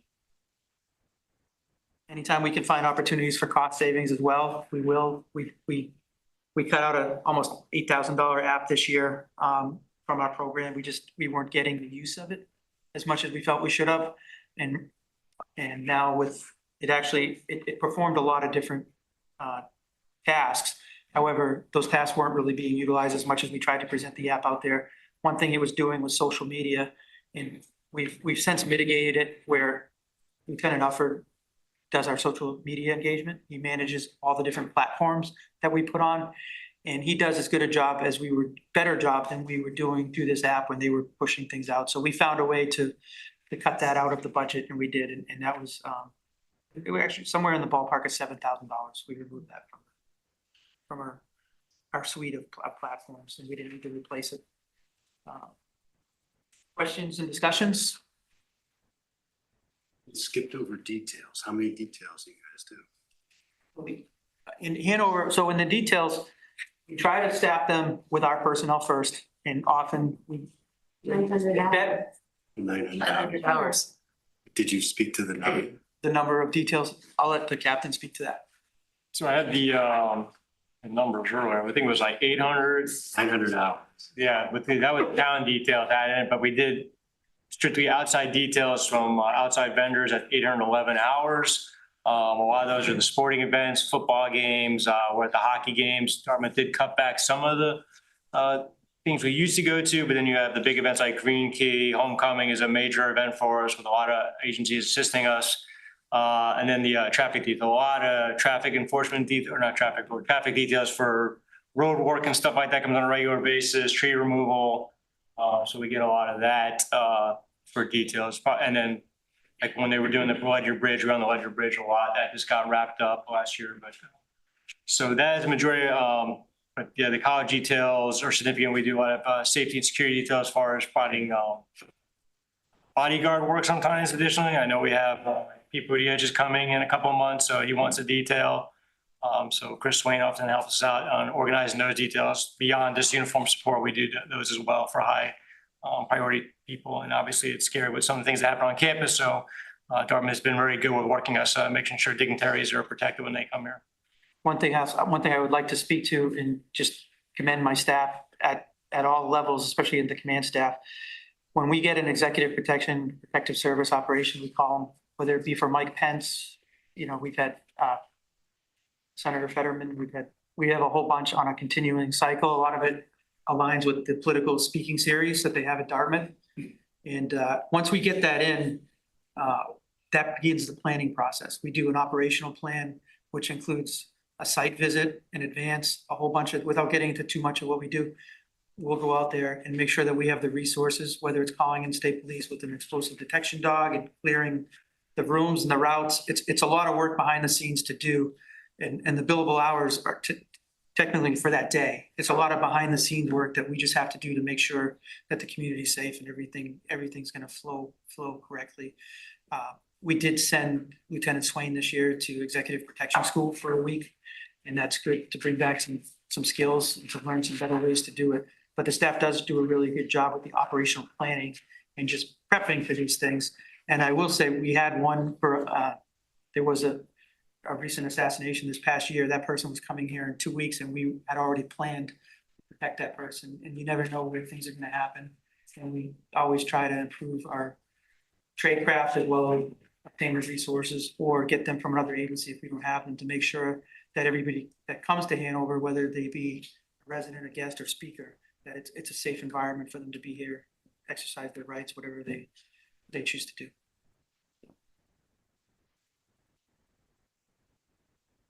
Thank you. Thank you very much. Thank you. And, not just for your professionalism, but also for your passion, respect, integrity for the community. I know it's trying times in your line of business. We appreciate all that you do. Thank you. We appreciate that support. Questions on the budget or other related items? Can you just talk to the contracted services? Can you just talk to the contract services? Sure. It's just a bigger number than I would have expected. Yeah, so contracted services covers a lot of different line items. If Elizabeth, you could fill out our sheet that breaks it down.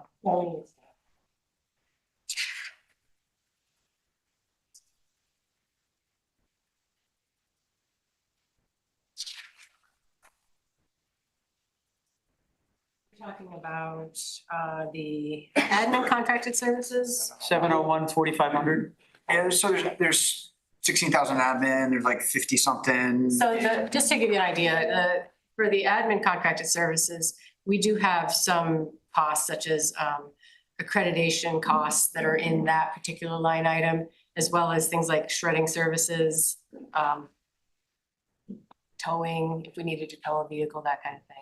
But if we go down to the patrol contracted services, we will be in our last year of our Axon, which is our body cameras, and that's $50,000.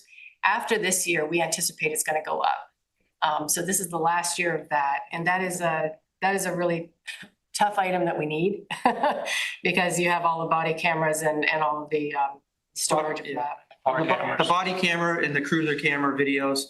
Storage. When I speak to the trust and transparency, we want to be the community that has those because, with today's liability, all the different things that are going on, that everything's being 100% recorded, and a lot of people in the community, you'll trust your police officers more if you know that, this, everything's being reported. It's less of a liability for the police department.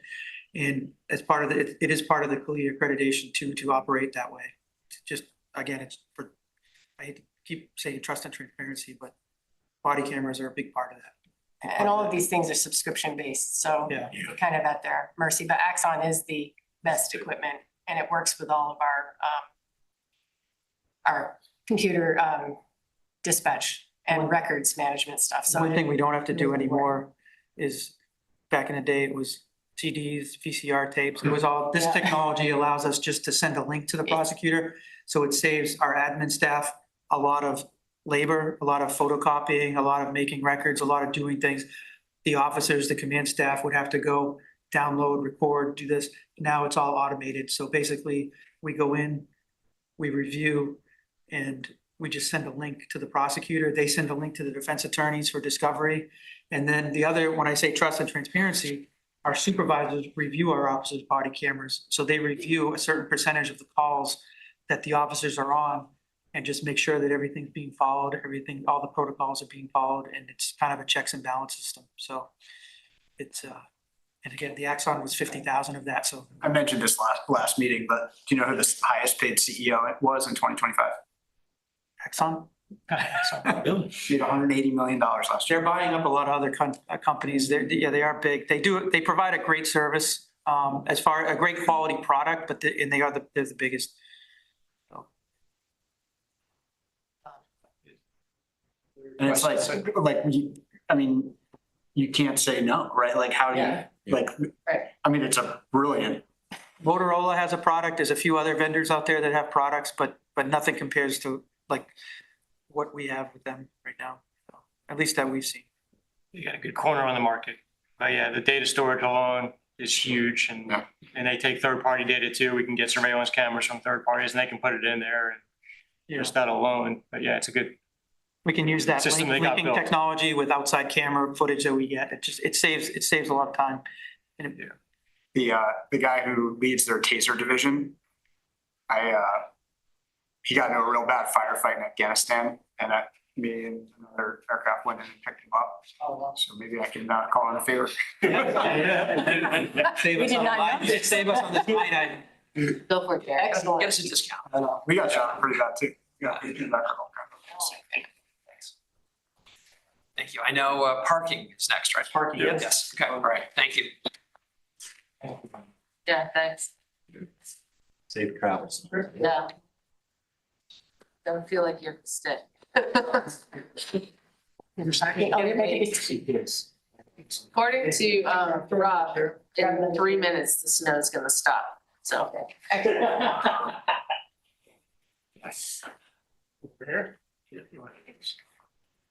think it did slow in rate. It just got thicker. Heavier. Yeah.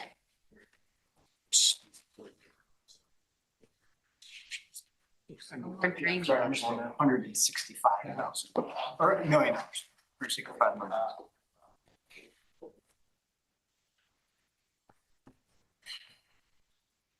Does that come out hourly? Is that hourly? Let's see. 2,065. 35-hour work week or 40? It's probably 30. Let's go with a 40-hour work. Yep. $80,000 an hour. I think everybody knows Chris McEwen and Lieutenant Swain. Experts. Parking staff. I'll start with this introduction. In the Hanover Parking Division, manage the parking enforcement, well-known parking management of our public parking spaces and also the parking garage. Manage that facility, which has undergone a significant amount of repairs and updates in the last year. Next slide.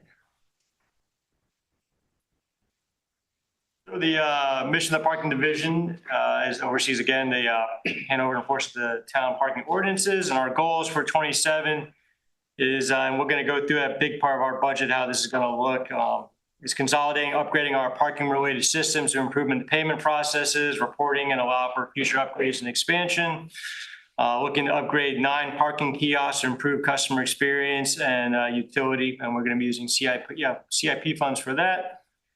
And we're continuing to explore efficiency within operations and incorporate updates for best practices. So obviously we're getting community feedback now. We're also looking at working with a consultant on best practices and improvements.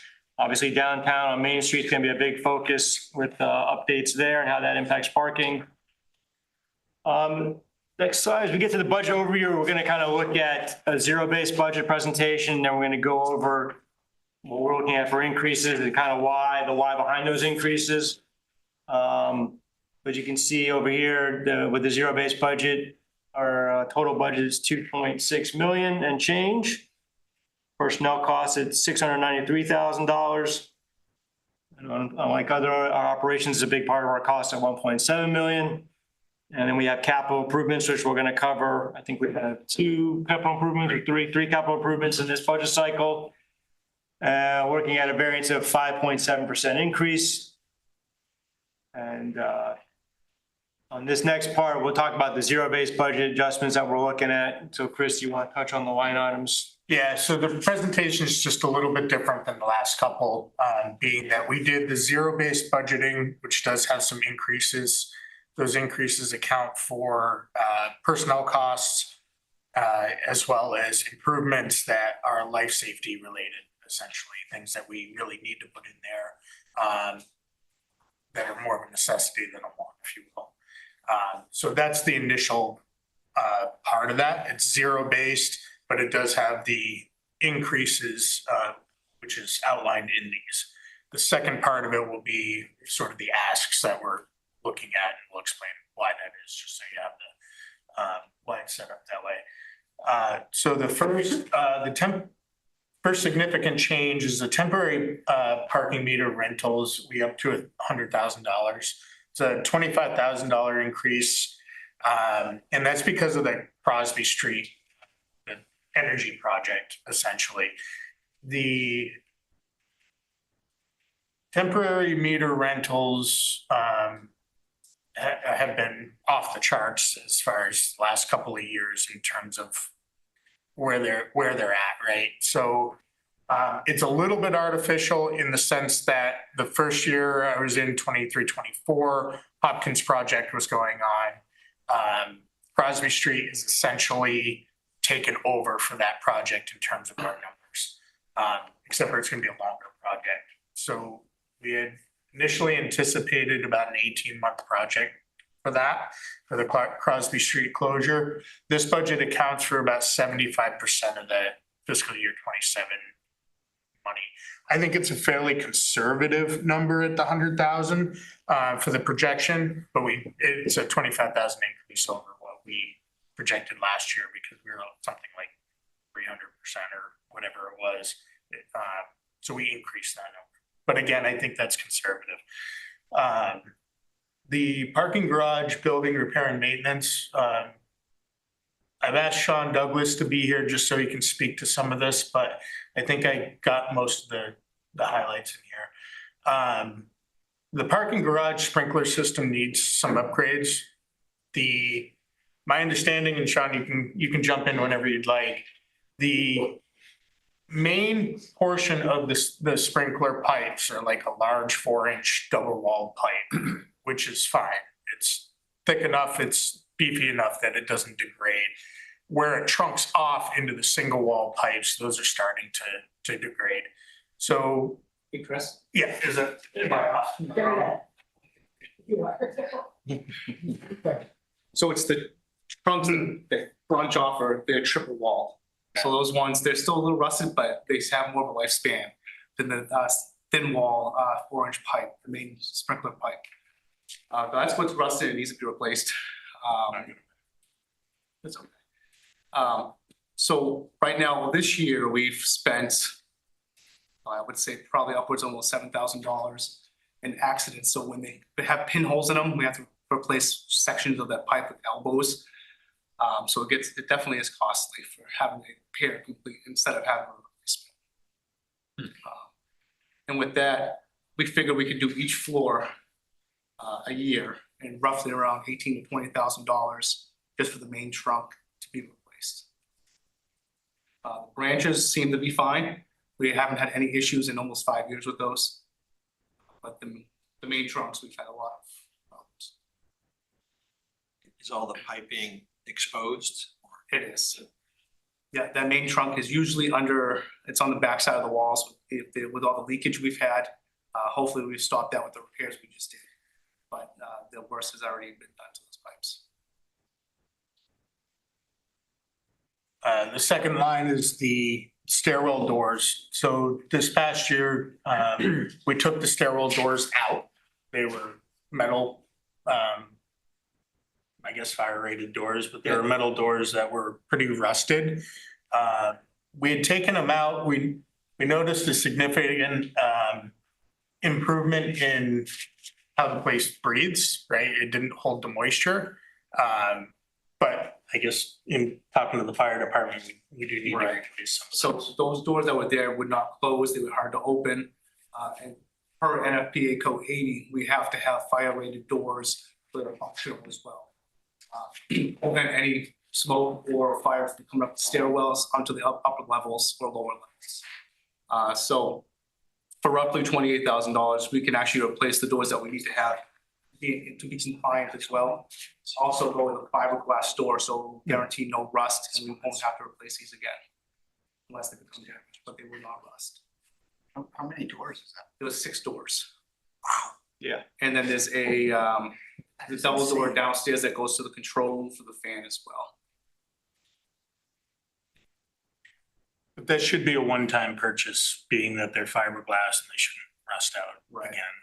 We can go with the regular aluminum, stainless steel, kind of, but you're looking just like a $5,000 difference. And for $5,000 more, you get a better product. Grand a door though. And that comes installed with closers and door pushes as well.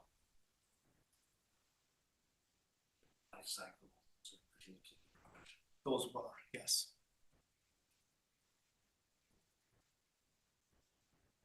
The 12,000 in ice melt is built into this budget. It's not a difference, just another line item. That's every year. What we have done differently with the ice melt is, in past practice, we've gotten just a tractor trailer truck unit full of salt bags, and they would drop them off all at once. We'd take them off, we'd store them in the garage. That caused us to lose some parking in the garage. Since last year, we're still getting them from the same place, Northern Nurseries, which is same place DPW buys their stuff, so it's under the same pricing. But they've been delivering about 6 pallets at a time in a smaller truck. Takes up a little less room, and I find that we use it as we go versus storing it and potentially having loss from people taking it or whatever. But that's not a change in the budget item, that 12,000. Same with the 5,000 for what I have in here is the booth interior upgrades. That 5,000 line item was a maintenance item built into this budget on an ongoing basis. Hasn't changed since I've been in there. But I'd like to allocate that 5,000 for the interior of the parking garage booth. New countertops, some paint, some flooring. We did the ceiling and the roof this past year. The lighting in there has been upgraded and it made a pretty significant difference. But it's pretty dingy inside. The countertops are uneven, they're unfinished, they're not painted at all.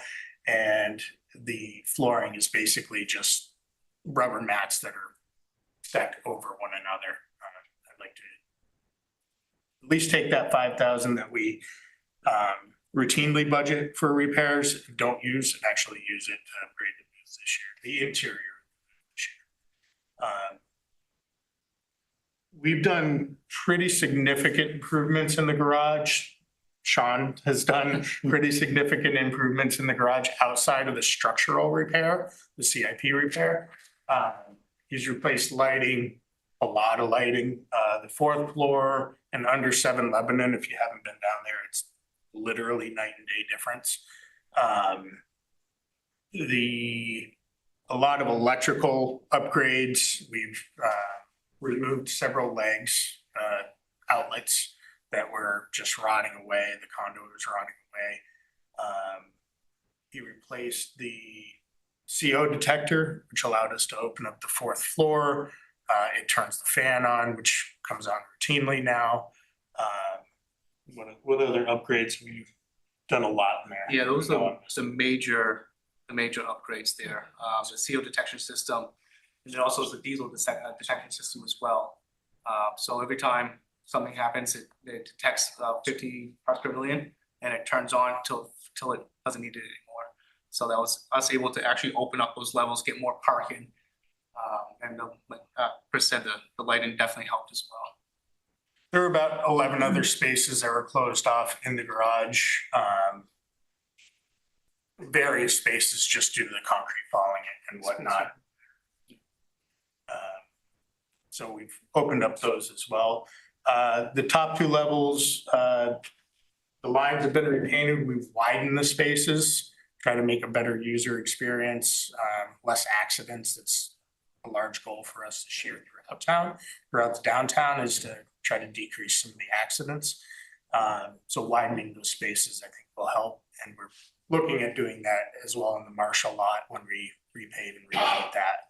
Just trying to go from that 8-foot spot or kind of mix spaces to closer to the 9-foot spots, so we can widen those up. About how many accidents do we have within the parking garages? Not a ton in the parking garage. I don't have a number. They happen. I mean, if I had to guess, I would probably say a couple dozen a year, pretty minor accidents. The nice thing about the garage is we can usually, they're usually a hit and run. They're usually somebody bumping somebody and they don't even know that they've done it. But with the camera system and stuff, we can follow up on those pretty easily, pretty successfully, and get the insurance exchange and whatnot. Not a ton in there, but we do have a lot of complaints that the spaces are narrow. So we're trying to make that user experience better, make people want to go into the garage more. With that, we're working with the Hanover High School art division to do a mural. So as you go in to past the booth, the first ramp down, they're gonna do a mural on the walls. You know the theme? Not yet. They're supposed to submit to us what We have the right of approval, right? Yes. They're pretty excited about it. We met with them, but it's a nice community engagement, brighten things up. Kind of see how it goes, see where it goes from there. Yeah. So we have basically prepped them that it's not like a permanent thing. Our thought is maybe do it by classes, or allow them to come in and paint over each other's stuff or add to it or whatnot. We'll see how it goes, but and then decide if we want to do one side or both, and how much feedback we get on it. Our project does need to be approved before it goes up. We'll get a submission of what they're going to do on paper before they go to the next. We added 2 electric vehicles charging stations to the Marshall lot, which are used pretty routinely. We see cars in there quite a lot. The revenue on this is a little bit hard to gauge. We have 4 stations in the garage, we have 2 in the Marshall lot, and we have 2 additional stations in the Marshall lot that we can eventually put in. The garage was closed for about 10 weeks this summer. That closed down the electric vehicle stations. So getting a revenue projection off those was a little bit difficult. We took the average of the revenue from the invoices that we get, because we get a billing cycle and a revenue cycle on the same invoice. It's usually about 10% of the total is what the revenue is. And we came up with about 16,000-ish. It could be a little bit high or low. But given that how much use that we've seen them so far in the last couple of months, I think they were opened in September for the Marshall lot. I think we can count on Parking admin, full-time salaries, that's just the increases. We haven't added any positions. We've been full for the year. The downtown position doesn't come out of the thing, so. Jumping into. So at this point, I guess we're gonna go into, if we go above the zero-based budget, this is kind of talking about, and Krista can dive into the specifics on, and improving our software, our enforcement side of it, making us more streamlined and provide a better customer experience. So this is kind of the, this part of it, where we move beyond the zero-based part of it. Yeah, so one of the major changes that we're proposing this year is changing. Currently, we use AIM software suite for our parking and permits and enforcement. It's also our records management. It's fairly antiquated. It doesn't incorporate everything that we do, and it's pretty limited in its in what we can do in the future. So we would like to change that from AIMS to IPS, which is integrated parking software, parking services solutions, which is the same company that our kiosks is currently based in. So what they would do is it would incorporate all the kiosks. It would have our parking records management, our enforcement software, and our permitting software. And what they have done, they have two ways that essentially you can buy their software. You can piecemeal it, where you can buy like the enforcement software or the permitting software, just the records management side of things, or you can package it. And we've opted to present the package of all three of those things, which comes out to $79,700 is the total cost per year for the whole package. But what that does is it allows us expansion in our kiosks. So currently we have 34 total kiosks. We have 16 individual parking meters, which we are actively trying to phase out because they're about at they are or past their life cycle. They're very labor intensive and they just don't give us the data that the kiosks do. So we want to phase those out. 9 of them are on Allen Street. There's a handful down on Dorrance, and there's a handful down towards the high school. And what we would do is we would essentially take 2 of the 9 kiosks that we're replacing this year through CIP. We'd hold 2 of those back and put those into those 2 zones, Allen Street and Dorrance. Get rid of those, and we would have 7 old kiosks that we're replacing in the CIP funds for parts. So we would actually recycle those parts, add the other 2 kiosks that we're holding back, and put those into the CIP cycle as an additional 2. So it wouldn't be an upfront cost for kiosks. We would be able to recycle the parts and pieces from the other 7 that are attritioned out, and we would be able to get rid of 16 individual meters, which are, like I said, labor intensive, and they don't work. We get a lot of complaints about those. So that's the idea with the kiosks itself. The parking software allows us to do a number of things that AIMS doesn't allow us to do.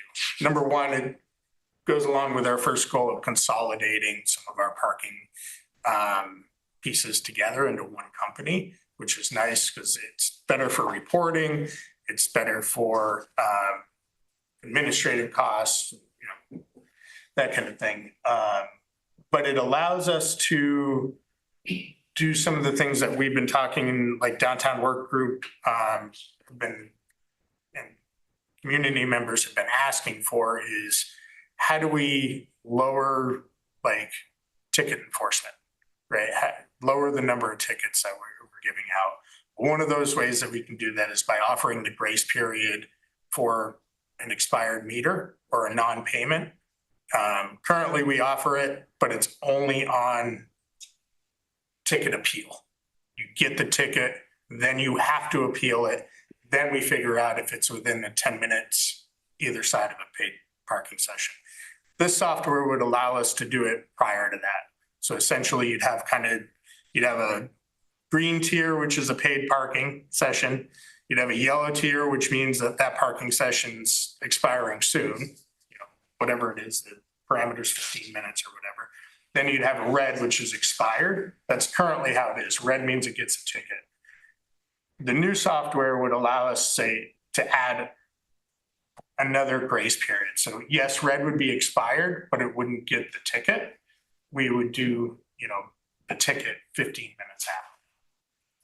And I think it's going to save quite a bit on the number of tickets because we do a lot of grace period appeals. And those are the ones that we see. A lot of people just pay their tickets and probably fall within that grace period. So that's one of the things that it does. The new kiosks do allow for things like tap. They allow for the grace period piece.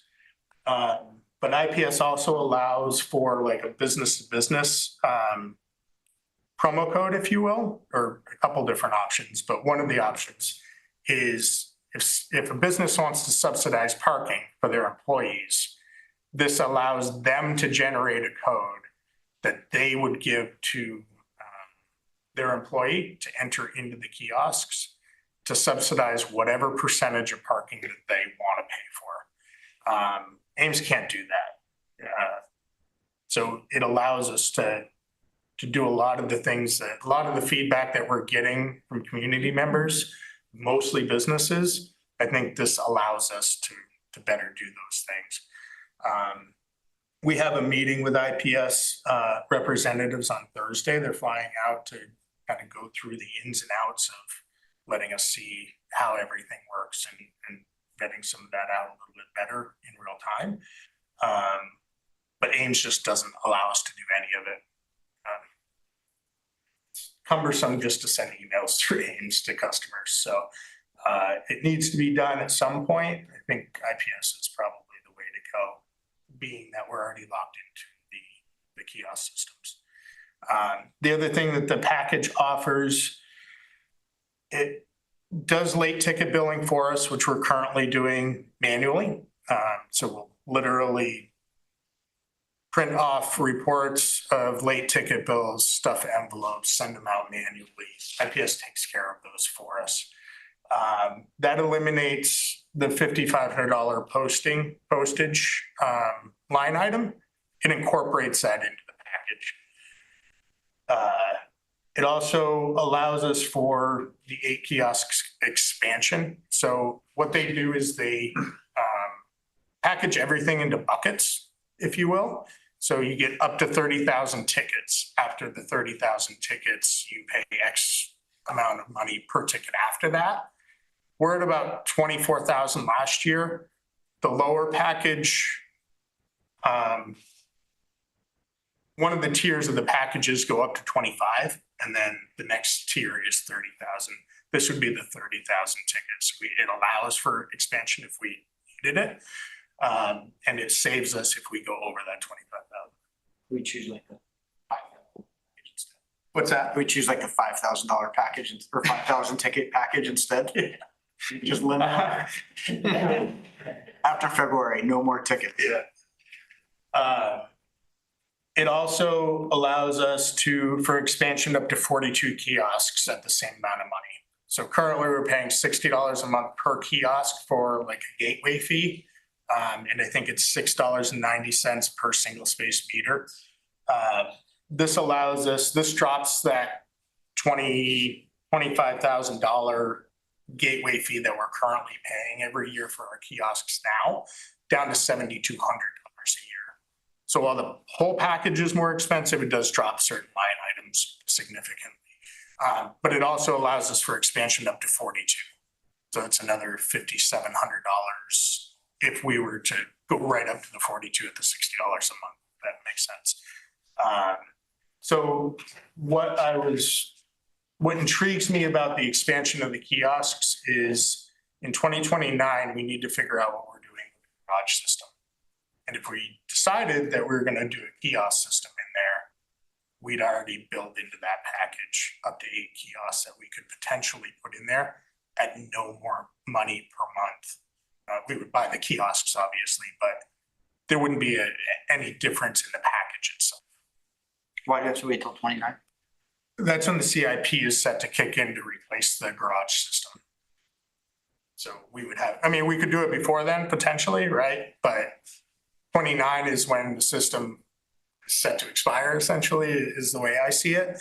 We have a significant amount of CIP money to replace the garage gates and the system that's in there. If it desperately needs to be done, because that's pretty antiquated too. So now is kind of the time to start looking at what we're going to do in the garage and which direction we want to. Do we want to keep it gated and manned? Do we want to do kiosks? There's a lot of things that you can do.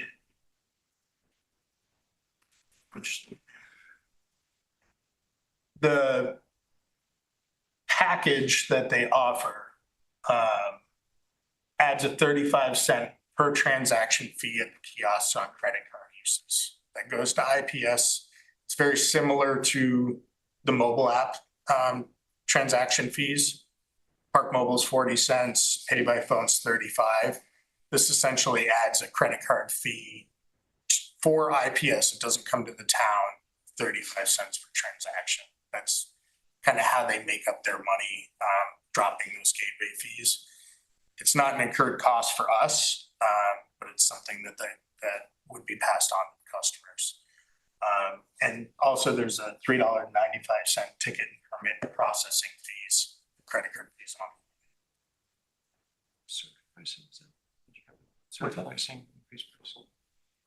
Oh, yeah, it goes more with the kiosks. The new kiosks are the upgraded, the newer model, which allows for tiered parking. That doesn't necessarily coincide with the IPS changeover. We can still do that with the new kiosks, but it integrates better with the IPS software because it's their software. That allows for progressive parking in certain areas, similar to the garage where it's progressive every hour that you stay in there. Again, that goes to that ticket reduction goal that we want to do. Right now, you have to enforce it through ticketing, and we have an hour limit, a certain number of hour limit per space. We can increase that and just kind of charge them out of that spot. It's kind of how it works. So the longer you stay there, the more expensive it gets. I think we'll find that people won't care, and certain people won't care, and they'll park there all day, but it's going to cost them. Currently, the AIM system doesn't allow us to do that. So that was a lot to digest. There's a lot in line item, but I don't know if you want to do questions on that now, but our goal was to reduce negative contact with the town with a ticket and then put it on the user to, if they want to, I think a user's happy if they decide to pay more as opposed to the enforcement angle. So. And one other thing that the IPS does is, and it's an incurred cost now because I'm doing it, is when we do late ticket billing, so somebody gets a ticket on the street, it goes by a license plate. We don't know who owns that car. I have to manually match that car with the registered owner in order for our system to generate the ticket billing. The IPS package includes all of that. So while it's an incurred cost, I'm doing it now, it does free my time up. It's a fairly significant amount of time if you want to put a dollar. That is really interesting work that you. I mean, it's really data entry that you're paying me to do. I don't need to do it. What's the differential? How many people use the mobile apps versus the kiosk? What's the difference? It's about 60-40. I'm sorry. Mobile. A little bit more mobile. Park Mobile is, I mean, I say 60-40. It's somewhere in there. We have two different apps, so. But yeah, it's almost a split. Like it's pretty close. Should we be encouraging people to use one or the other? From your standpoint? Yes and no. So currently,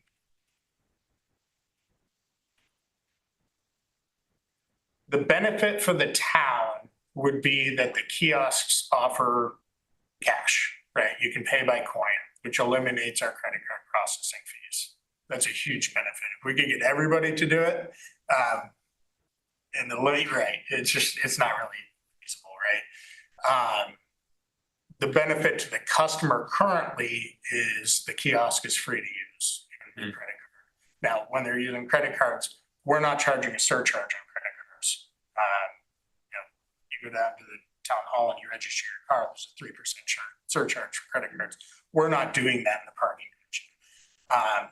But with this package, there would be a 35-cent fee that we don't get. So, and the other thing is you don't have to walk to the kiosk to up your time, that kind of thing. So I think people benefit from both. We certainly see the older generation using the kiosks because they don't have a cell phone or they don't want to use it. And I think it's necessary to have both. Self-service in town is wonderful. That's one of the challenges that we have with self-service. Yeah, I think as the self-service improves, then I think people have options. Yeah. I mean, we do have a couple mobile-only zones. I think there's two. Yeah. They're on the north end. We don't get a lot of pushback, but it's in the college zone, so I don't, Are there substantive differences? Like I know the Park Mobile, you can add time sometimes. Can you with the kiosk, like remotely, or do you have to go to the? Not remotely. Yeah, so I think The kiosks are physical. that I know use Park Mobile a lot. It's a lot because they have that flexibility. Yeah. Like they're like, oh, I'm gonna stay Yeah, longer for sure. and my spot lets it. We find a lot of people go like, they're either running late to a meeting or whatever, they run into their building and while they're setting up, that's when they're doing their parking and whatnot, which is where the grace periods, we find the grace periods come in. They run in, they're getting set up, they either didn't go to the kiosk or they're working on setting up and they've gotten a ticket in that in-between time. But what we really want to do is capture all of those, not just on appeal. And I think that's going to make a huge difference in our user experience. So Chris, you've, despite the grace periods, et cetera, you've got fines going up 13% to 400,000. Your budgeted revenues for next year for fines are up 13% budget to budget to 400,000. It just seems, if you're also talking about liberalizing, seems like it's a little bit contradictory, but maybe, I don't know. That adjustment really was made because it is more in line with what we are experiencing. Okay. So not to under budget, but it didn't escalate from what we've experienced. Okay. So that's why the sort of the 26 budget is understated, if you will. However, looking to the based on future. a grace period, or if this were to be implemented or we project it to be, it's probably something as we go through these iterations that probably we should take a look at. It'd be a good matrix to measure our success with that, right? If that starts coming down, ultimately we don't want that budget, that line item to be high. So the more we bring that down, I think we're succeeding if that works. Yep. Okay.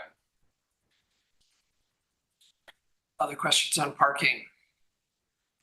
I'm sorry. Go ahead, keep going. Yep.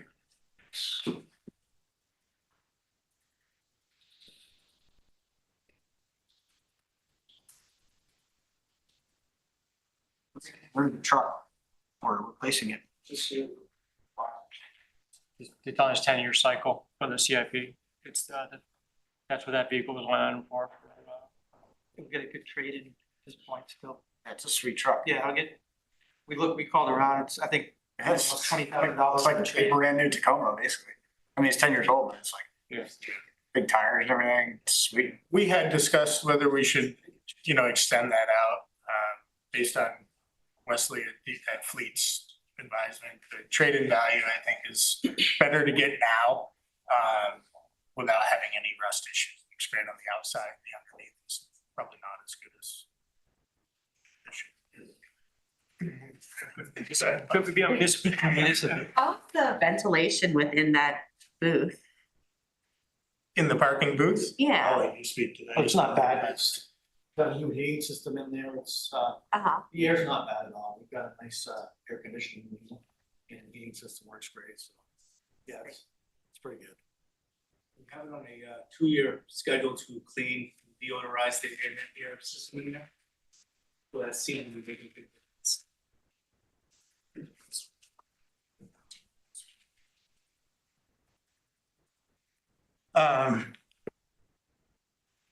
The outside of the booth needs some upgrading. Yeah, we want to draw people in, get the 5,000 that we want to put on the inside of the booth. We'd like to add 10,000 to the outside. And with that is like stone veneer around the gardens, kind of upgrade the gardens itself. I know, Sean, you did an analysis on the stone, right? You just bought some. Yeah, it's a little expensive, but Chris did a mock-up of the outside with the veneer stone in the front, the tree beams removed that's causing a hazard right there as well. And it actually brings people in. You know, it's nice to see when you first pull up. So I think it's gonna be a good upgrade for sure, drawing people into the parking garage. But right now, it's dingy on the outside. You don't know if you really wanna park your car there or not. But with all the improvements, I think that would be the final kind of look that we're going for. That plus the mural. Well, yeah, as long as it's on, yes. Lighting, the mural, the outside, we're really trying to make it a widening of the spots, trying to make it a more attractive offer for where you want to park and continue to park there on a regular basis. And I think, town should set probably the example for the downtown area, really trying to enhance that look. The lighting has been really significant. Yeah. Yes. Very big.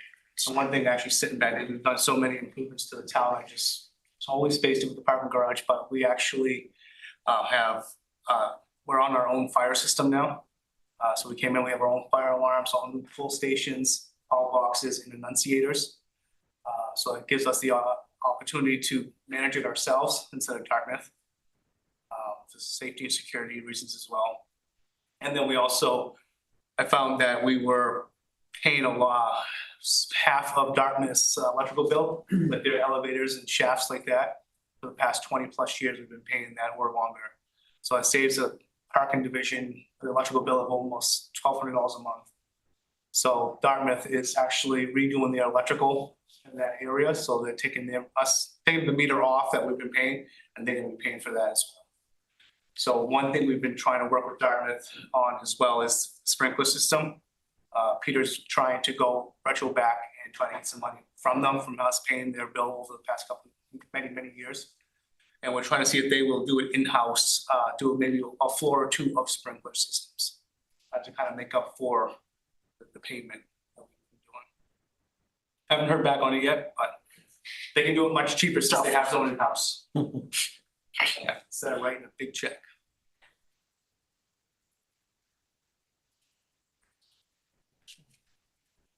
So this one just reiterates the differences in some of the changes from the IPS changeover. The $7,200 reduction based on the gateway fees, it goes down to 72. And then we've already basically covered that one. So this last one's just a comparison of what we proposed in the zero base and the increase with the changes we just went over, and kind of give you the reasons why we want to make those changes and upgrades, and then that gets you to a 7.4% increase over a zero-based budget of 5.7%. So can you just review for us the totality of the not the zero base, but the add-ons? Is it 45,000? Because I was confused by the. So there's the total difference in the IPS changeover itself is about 29,000 from what we're doing right now. Yeah, and that's per year. And that includes the savings. That's the net. Yes, that's all. Yeah, but not the total number. not the What it doesn't include It's is, not his time. right, it doesn't include the differences in time for the ticket billing and the RO matchup. To put a number on that, if you were to buy those two things separately from IPS, they're $10,800 each. Now, I don't know if that's cost $10,000 for me to do it or not, but I would say no. But if you were to buy those two things separately, that's incurred in this cost. And then the booth total is 10,000 total. The differences in essentially Sean's work for the sprinklers is the 28,000 for the doors, and then 20,000 per year on a 4-year cycle for the sprinklers. The 5,000 for the booths was built in, and the ice melt was built in, so there's no additional.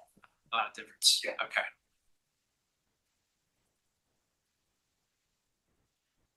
So here's our parking enforcement. We haven't changed any full or part-time positions. The only changes were the benefit costs and the cost of living and stuff like that. And we're not looking to add anybody. Capital improvement, we have 45,000 for marshal lot paving, coming up 27. And again, with that, I think we can seize on a pretty good opportunity to, one, make it look aesthetically better, and two, to widen those spots and kind of hopefully complete one of our goals. We do get some parking lot accidents in marshal lot. Parking operation truck at 55,000, some, like we just talked about, 10-year life cycle, and then the 9 replacement parking kiosks. And that 67,000 also includes some added parts for the new kiosks, new batteries, printers. So there's about a $5,000 cost or so built into the CIP for the new, because the old parts don't match the brand new ones. But the only thing that doesn't break out is if we do keep 2 of those kiosks are about $5,000 each, brand new. Obviously, they've attritioned out, and we would,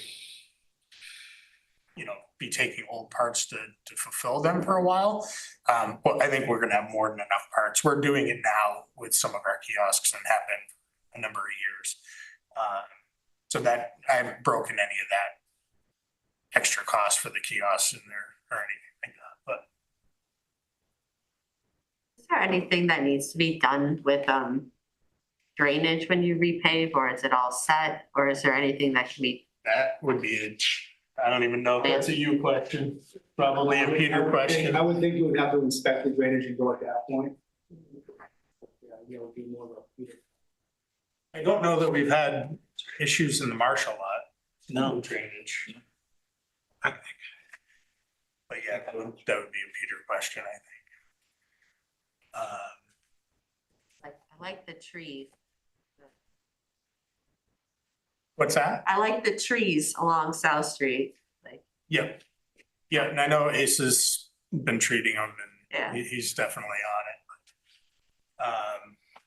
So some of the key challenges for us are ongoing with the credit card fees. It's an astronomical amount. There's some things that we can do about it and some things we can't. So this past year, we did renegotiate with a credit card company or our mids, and we got a little bit of a lower rate. I was told to continue doing that on a 6-month basis, which is pretty time consuming too. But we did get it lower, and I think it saved us a couple $1,000 on our credit card processing.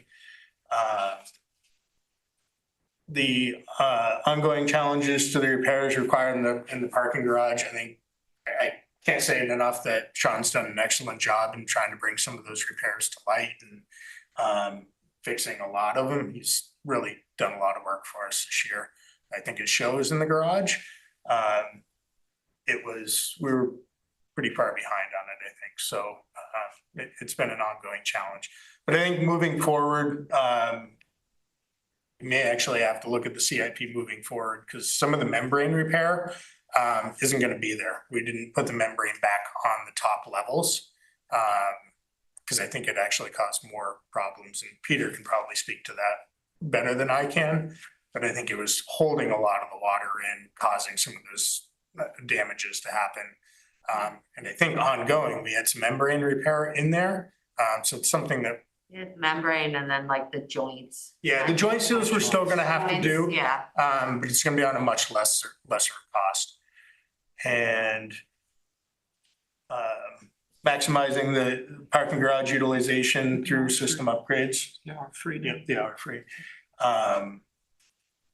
Yeah, so one of the things that we did this past year is we started doing an hour free in the garage. I think that's been very well received. It's being used quite a lot, which is good because that means people are coming and going from downtown, I assume businesses, within that hour. And we have some data on it. The system in the garage is a little bit antiquated, so it's hard to capture 100%. Because when the gates don't come down, and they're left open, we lose our counts. But we can definitely figure out daily how many we're using during the day. Widen the spaces, I think that was a good move. We talked about the Marshall lot, widening spaces, reducing the accidents. And we still want to explore, and I think the IPS changeover will help us do this through different permitting programs, much like the business to business subsidization if an employee wanted to pay for somebody's parking, and put it on them, let them control it, figure out how much they want to do it through the web-based and app-based things. Currently, we can't do that. We also don't do a lot with event parking. We don't do anything with event parking. So it's something to look at. I'm trying to identify different lots that we can either utilize better, do mixed permitting in some of our permit lots, try to open those up for a wider variety of people. I think that's really smart, particularly with the football games, because they're charging, Yeah, for sure. for a couple hours down the block. And it really, there's a lot you can do with it. There's a lot you can do with virtual permitting and just, kind of putting the onus on the customer to reach out and just buy what they want. We're inhibited a lot with our technology, especially in the garage, which IPS may or may not help with right away, so. I think one of the examples of the permit parking is some of our permit parking, it's 7 days a week, 24 hours a day. Yeah, most of it, yeah. So we could limit those permits to the business day and reallocate those spaces. Resell them. Or let them be free for the weekends for church parking. Right. And it's really an administrative change in the permit. One of the things that we played around with, and I don't want to keep you, talk to you a bunch about this, but right now they're Banwell lot, Coldwell lot, Allen Street lot are all 24/7 permits. So you pay, $115 a month, you own a parking spot. Great. 24/7? Yeah. Well, outside of winter parking then, it's 24/7. So most of those lots are not utilized after 5 or 6 p.m. But they're also not allowed to be utilized by anybody else after 5 or 6 p.m. So some of the things that we talked about is creating a second permit for like a spot hunting, if you will, between those lots from 6 to midnight at a much lower cost. Just because if you get the permit, you're going to have a spot versus having to pay on the, kiosk or whatever for only 2 hours. And after that, you don't know. So some things to play with and to look at. One of the goals this year is to try to better utilize our lots. Just conscious of the hour. Yeah. We're going on 3 hours. We can talk about parking all day. I'm sure. But questions on budget? And Ellen, your undesignated fund balance, can you give us a sense? I think there is an increased use, right? So there is an increased use, and I have done preliminary undesignated fund balance calculations. And based on this usage, One thing that Chris mentioned was the temporary parking. Really the overachievement in 2025. Just that line item alone added $200,000 to the undesignated fund balance. So even with this usage of just under $70,000, we would still maintain 16%. And remember that the parking fund does not fall, it's only the general fund and fire fund that under the guidelines need to be between 10 and 15%. The enterprise funds and the parking fund, really the bottom is 5%. So we do have definitely the bandwidth for this usage. When does the TIF get unplugged? 2029. By 29, okay. Along with the debt service. Yes. Yes. Yeah, okay. So Both, yeah. They're tied together. Yeah. I do want to, unless there's, I don't want to cut the board's questions off on parking, but I do want to make a comment about the downtown division, and that one of the things that we're trying to figure out is the space needs for town hall. And you may see a line item in the budget going forward that's going to be a recommendation to rent space for the downtown division outside of town hall, repurpose the area currently used by the parking division to move finance out of the basement as we start to rethink how we use this space, create a second potential meeting room, and move our election officials back downstairs to set, put them, they have some high value real estate right now. Yep. Okay. All right. So we're working on that as we speak, and if we think we have a place to consider, we'll present it to you. So that's the space planning will potentially impact the parking. Correct. That's the purpose of that announcement. Thank you. We'll come visit you if you're not here. They won't be that far away. Okay, Okay, thank you very much. thank you. Yes, appreciate it. Thank you.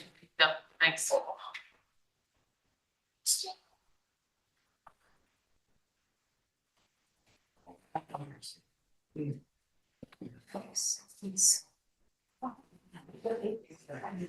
that was in general comment. It was like, we're gonna have, now we're gonna have lost lease. I think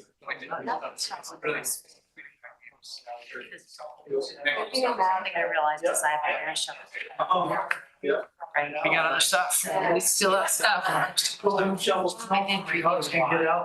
Yeah, if I open the doors. Do you need?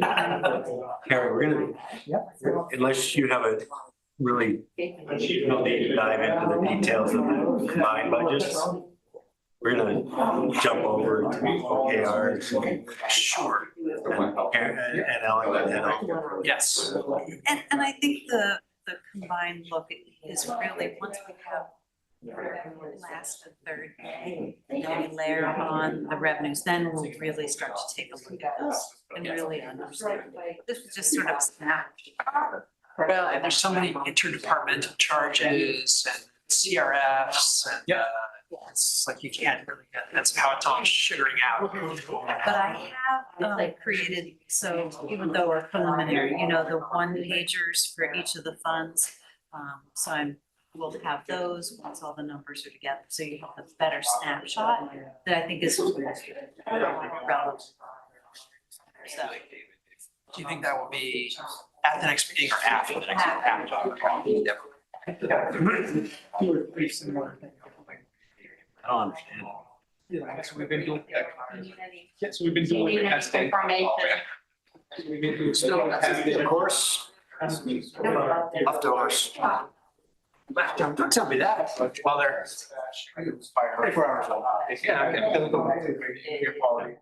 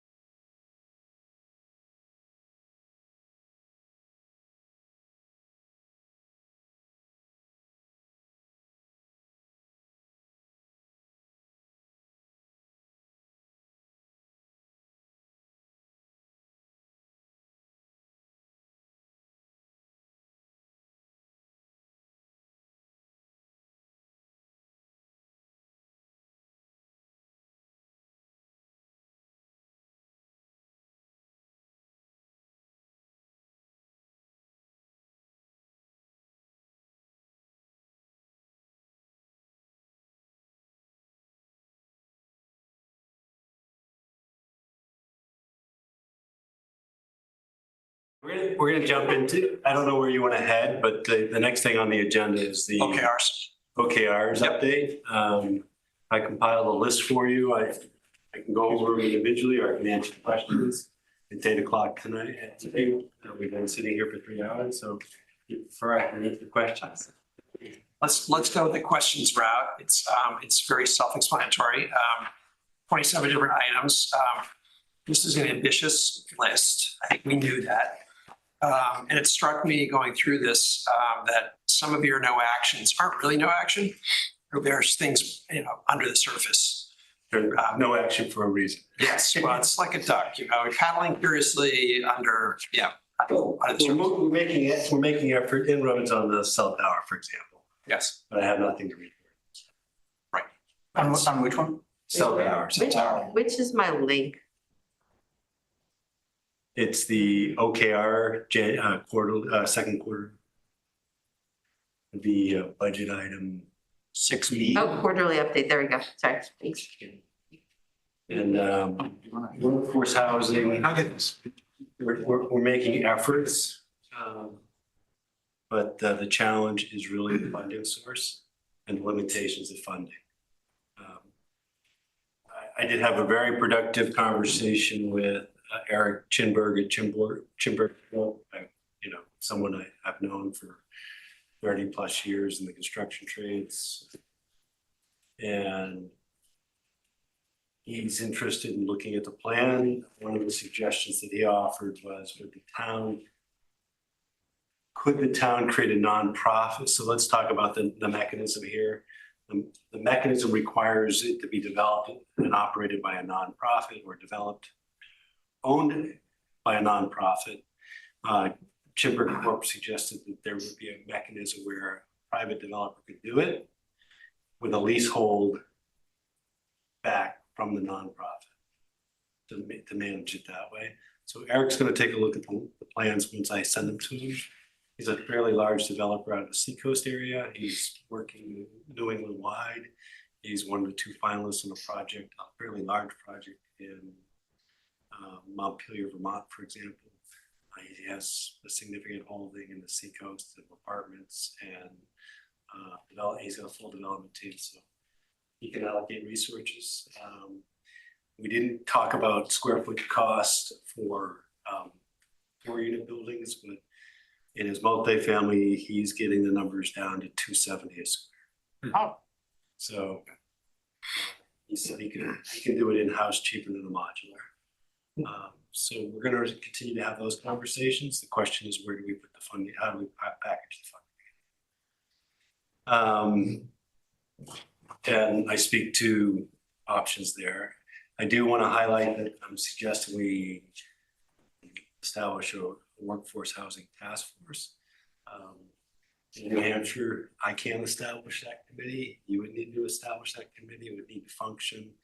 Once it's not beyond staff, it has to function as a public body in compliance with 91A.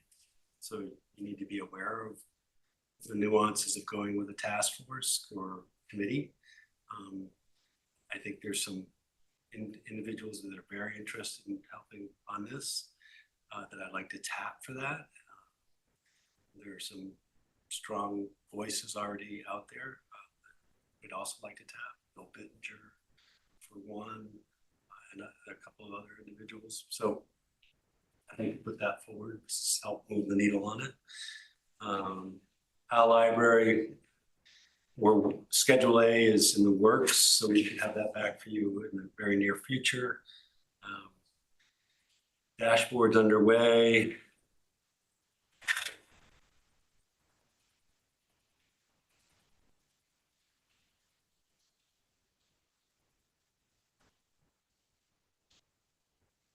A lot of stuff on there. Yeah. It's a lot. One of the things that I think came out of and from individual board members was the suggestion of a select board handbook and binder that contains the ordinances, the charter, and basically an outline of the calendar of what needs to be done by when, and some basic statutory support. So we have to dig through everything every year. So that's in the works. Zero-based budgeting. This year, we've refined it significantly with several detailed guidance memos to departments. And that can be easily turned into a guidance document. That's in the works. Sustainability coordinator, we have 4 candidates in the queue from the original advertisement that are still interested. Those interviews should be happening shortly. Diligent communities we're using regularly now, trying to migrate ZBA and planning board over. We'll see how that goes. And anything specifically you want to touch on that I skipped over?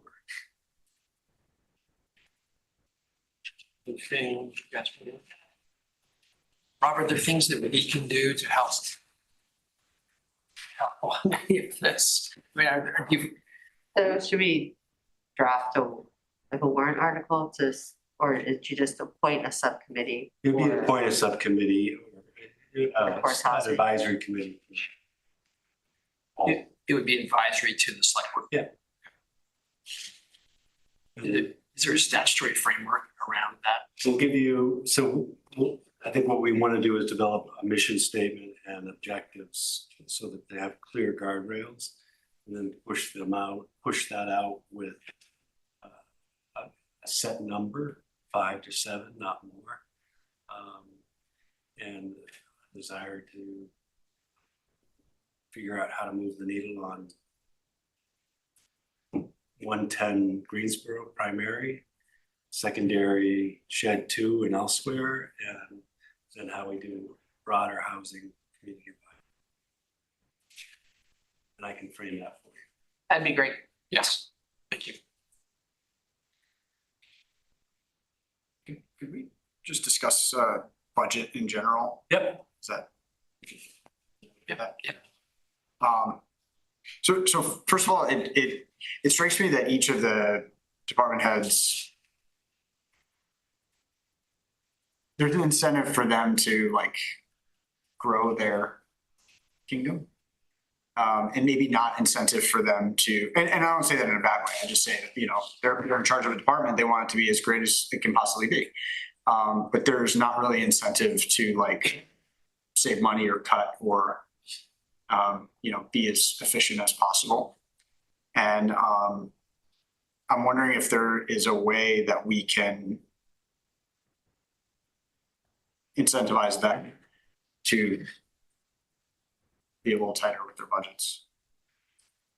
And I mean, this is nature, right? As you ask somebody to present you a budget, they're going to ask for as much as they need because this is their wish list, and it's up to us to cut, right? But what you're seeing is not what they asked for. I'm sure you've cut it a lot already. Yes. So we're still seeing like, we're showing 7-8% increases. We're showing an overall increase of 1.6% today. Okay.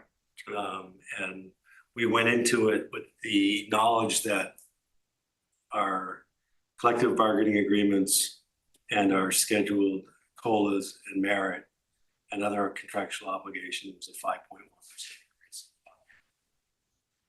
So we're coming in at 1.6 right now. Yeah. That's the in your packet is 6 under the budget presentation. Right. Yeah.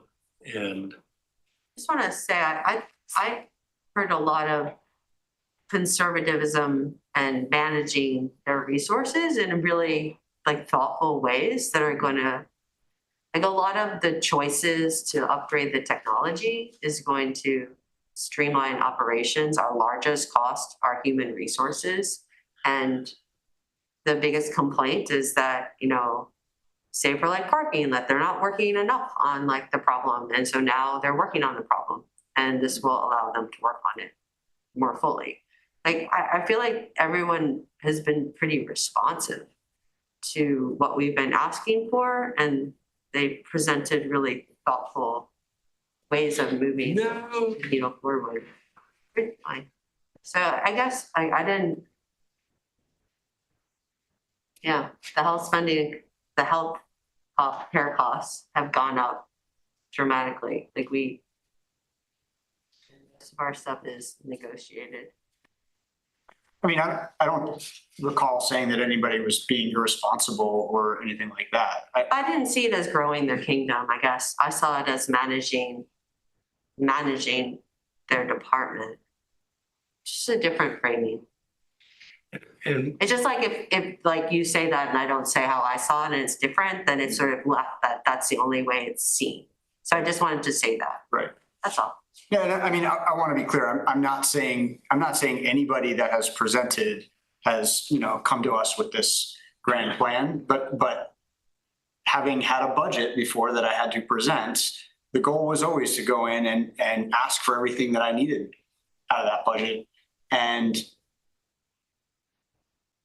it wasn't until really owning a business and having to pay the bills myself where I really thought about, like, do I really need this? And, what can I do without and what can I cut?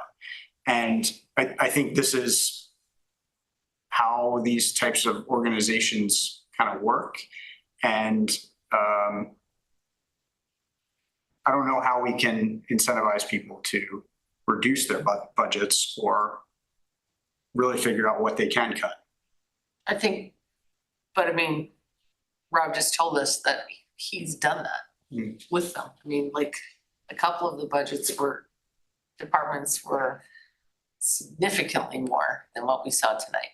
Right. And I think one of the biggest things that we face here in town is that there are these expectations that we have police and fire and, our roads are plowed.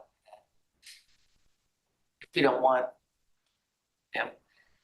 that in the library, or wanna, if there are things that we don't want, then, we should put it out there. But I think. so let me just say that I can provide you with the guidance memos I prepared for the department heads. Yeah. They may be enlightening to you as to my approach, but anything that was added to the budget above the zero-based budget, they had to demonstrate what the unmet need was, how it was defined, where it came from. It can't be internally generated. There had to be documentation that there was a community voice or something else that they were trying to address. And then what the upfront cost was, what the life cycle cost was, what additional needs were. So whether it was capital equipment, did it trigger storage, did it trigger other things? And it challenged the departments to rethink how they were approaching the conversation. So, I mean, I'm looking at a bottom total cumulative summary at 1.6%, knowing full well that the personnel or our obligations going into it was over 5%. So they basically had to cut 4.5%. We've had some luxury in dealing with some of the operational side of things. Some of the departments are forecasting an uptick in revenue.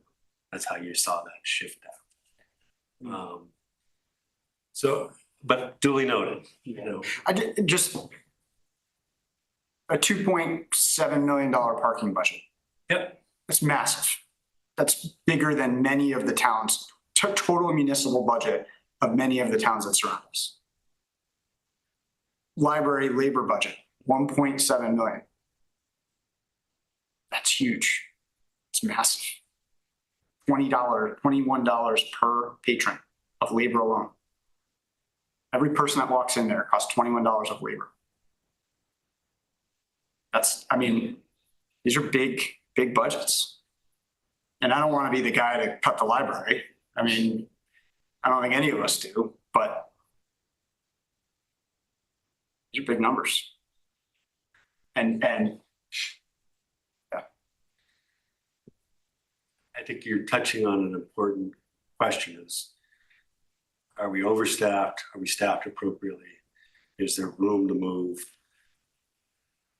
I would offer that we're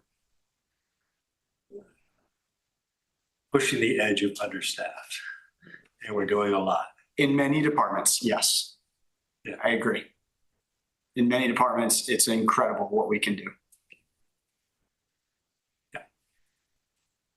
I think one of the challenges of zero-based budgeting is that you are asking department heads to trust you that if they really have something they'll need, you'll back them up. But they in turn can offer up, I really don't need this, as opposed to the typical bureaucratic, I'm not giving up a thing because, who knows when I won't get it back. So I think it's a trust building exercise. This is the second year you've been doing it. I do get on a lot of line items when you go through, it's like, oh, that's down a lot, that's eliminated. There's a fair amount that I could see the evidence of a rethink. But ultimately it's a trust thing. And then it's a community thing, just like what, some of the departments you mentioned, some townspeople really care a lot about it. Yeah. Then others maybe not so much. There's also a self-funding mechanism. Parking pays for itself, but maybe the parking fees are too high. It's like I understand there's an issue there too, but parking generates a lot of revenues. So anyway, sorry, a little bit of a departure. What else in budgeting?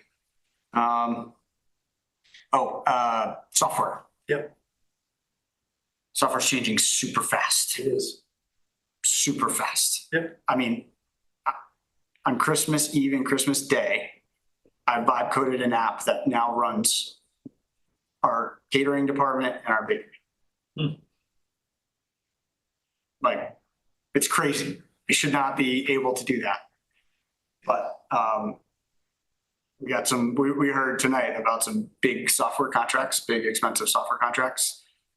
I don't know the details of cemetery databases. Doesn't sound super complicated to me. It's a lot of money for long-term contracts to keep track of cemetery plots in the database. I think Those also fund themselves. But I think when you're dealing with ArcGIS, it's a little bit more complicated, but there may be collaborations. Some of the people have been working on mapping those.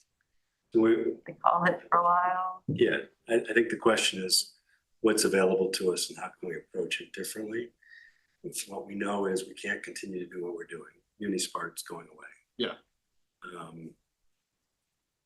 That's the individual who works out of his basement and when he's not available, we're shut down. That's everything downstairs and that. So that's going away. And how do we fill the void? We can go old school. We can create our own. We can look at it, but I'm happy to have that conversation with John. What I'm hearing is he's looked at it. He understands that Lebanon is also having to come up with a solution. There was a discussion with his department about whether or not they could partner with Lebanon to help reduce the cost. Those are all conversations in the work. But at the end of the day, yes, it's a big nut for software for cemeteries. The question is, how is it paid for? I don't know how it's paid for. Is it part of the cemetery fees program? Do we need to rethink the fees that we charge for the plot? Is that the goal so that it's self-funding? I don't know that. But it is striking, like presentation after presentation, systems transformation. And maybe it's just because it's a little bit overdue. I will say that there was a reluctance. When I first got hired, there was one laptop in this building. Yeah. 10 years ago. I remember distinctly being in the interview in the planning office, and IT walked in and asked for the laptop, and they all looked in horror as he escorted it out. I said, "What's happening?" well, there's only one laptop in the building and we have it reserved. I'm like, oh my gosh. So there is some resistance to move towards technology because it's this escalating cost that you get hooked into. But I think we're doing some creative things with the scan data that would have been much more costly if we went a different route. The other options out there are subscription-based, bank box per fee. We've approached it very differently, built it in-house, or somebody built it for us and building it out. We can look at options. It requires somebody to think outside the box, and most of the department heads are running full steam and what they're responsible for. So I can ask. You're not hiring a CIO. What is that? No. Okay. That was helpful. Thank you. Any other questions on budgeting before we move on? Was it? No. Yes, it was. Yes, it was. No, we need to have this discussion, Jared. Thank you. It was helpful. Thanks, Jared. Okay. Sorry, one more. The rooms and meals. Yeah, what's going on? Is that gonna? What's the bottom line? Sorry to disrupt, derail your. It's fine. So the rooms and meals, yeah, rooms and meals tax, or meals and rooms tax legislation pending would, as written and interpreted by the sponsor, would eliminate all revenues to the town of Hanover. Last year was 1.2 million. Oh my God. But budgeted for this year to be 1.4 million. Yeah. And the way they do it is, the first thing they have in the bill is removing the population that is in tax exempt institutional housing. So any senior living and any dormitories is lumped into it. But dorms are not tax exempt. Dorms in Hanover pay taxes, but they can't find a breakout. There's no statistical number that shows what portion of the population is student population. So by removing 4,000 plus in our population, it reduces our overall population to about 5,700 in their equation. And then they divide it by the total assessed value. And if the total assessed value is above 550,000 per person, we get $0. So they're saying they can't find a breakout of I can give who you that. lives in town versus who lives in a dorm? Yeah. I mean, but we have it we have that, I provided it. yeah. So NHMA has provided testimony and pointed out the flaw. First, that the dorms are taxable in Hanover, and private institutional, And I thought Kendall is taxable. Are they a not? portion of it, It's their dining, right, or something? their dining area. Yeah, So I thought it was just visions and I thought it was very few that were not taxable. we can get that information for you. The challenge is that it's a reallocation of the funds. 34 towns would get $0. Most of the lake communities would drop to zero. Waterville Valley would drop to zero. Hanover would drop to zero. Portsmouth. Portsmouth doesn't drop to zero, but I think they dropped 64%.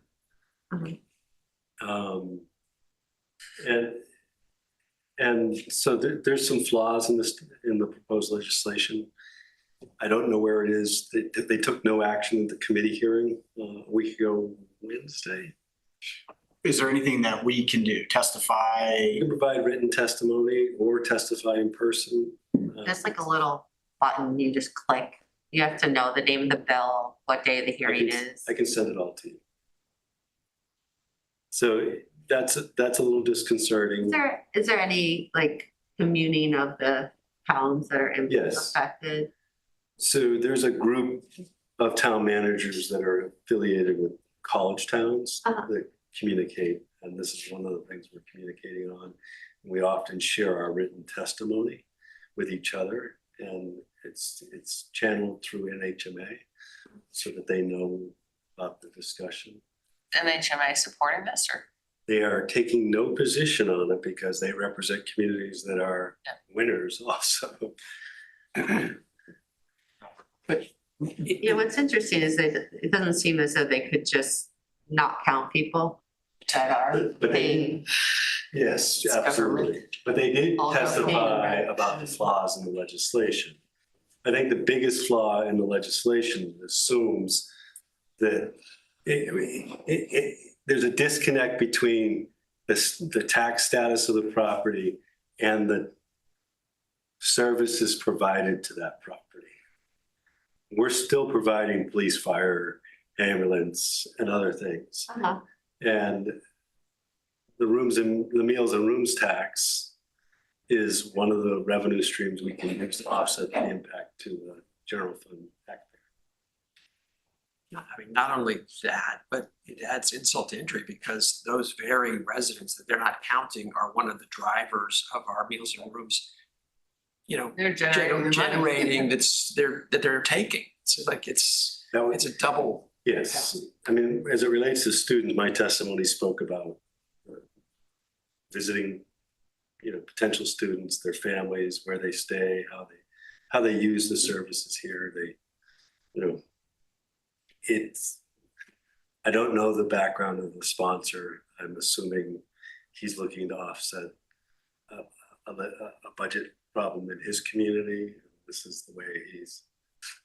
So in 2013, there was a proposal to do the opposite, that towns that generated a disproportionate share of the meals and rooms tax should have a disproportionate share. This is kind of the opposite. I mean, I did a little number crunching. Lose alone in terms of contribution to rooms and meals tax was almost $400,000 last year. And that's one 80 seat restaurant. The state keeps a bunch too. They only distribute. Oh, yeah. But I mean, if you think about the amount that's generated just in these like 3 blocks, I mean, I don't know, 5 million, 6 million a year. Right now we got 1.2. This is going to go to 0. The town, well, the whole thing We're gonna go on is. strike. Yes, so it's maddening. So, okay, so testimony, do you know when the hearings are? The committee hearing was a week ago, Wednesday. They have not rescheduled it. I can track it and see what I can get you. And I'll let you know. I mean, we have NHMA as a lobbyist. Are there other lobbyists that would be in our court?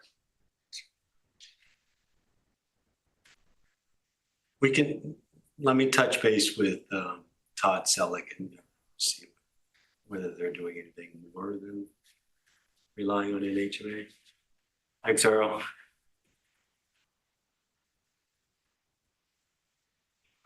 Right. Thank you. Okay. Social service recommendations, do you want to go through those tonight, or do you want to defer those to next? We can defer either way. Or- Perfect. I mean, it looks good. Thank you for giving your recommendation. There is a typo in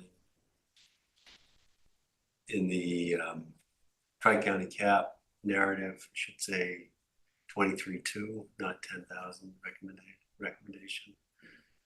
What was that? The Tri-County cap, the calculation in the spreadsheet on the first page is correct, but the written recommendation is incorrect.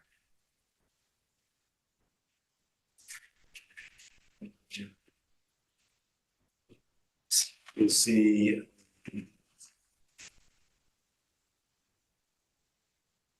number 8 in my narrative recommendation, funding recommendation, 10,000. Yeah. It should be 23,700. Oh, okay, so you want, okay. And Matches. And my rationale is quite simple. Their last 3 years are very close to that. I expect to see an uptick. Spoke with our welfare officer. She's supportive, and she actually learned of the service that she was not aware of that they provided, so that was helpful. The adult advocacy program that they have. And I suspect we're going to see a huge uptick in fuel assistance, given what's happening at the federal level and state level.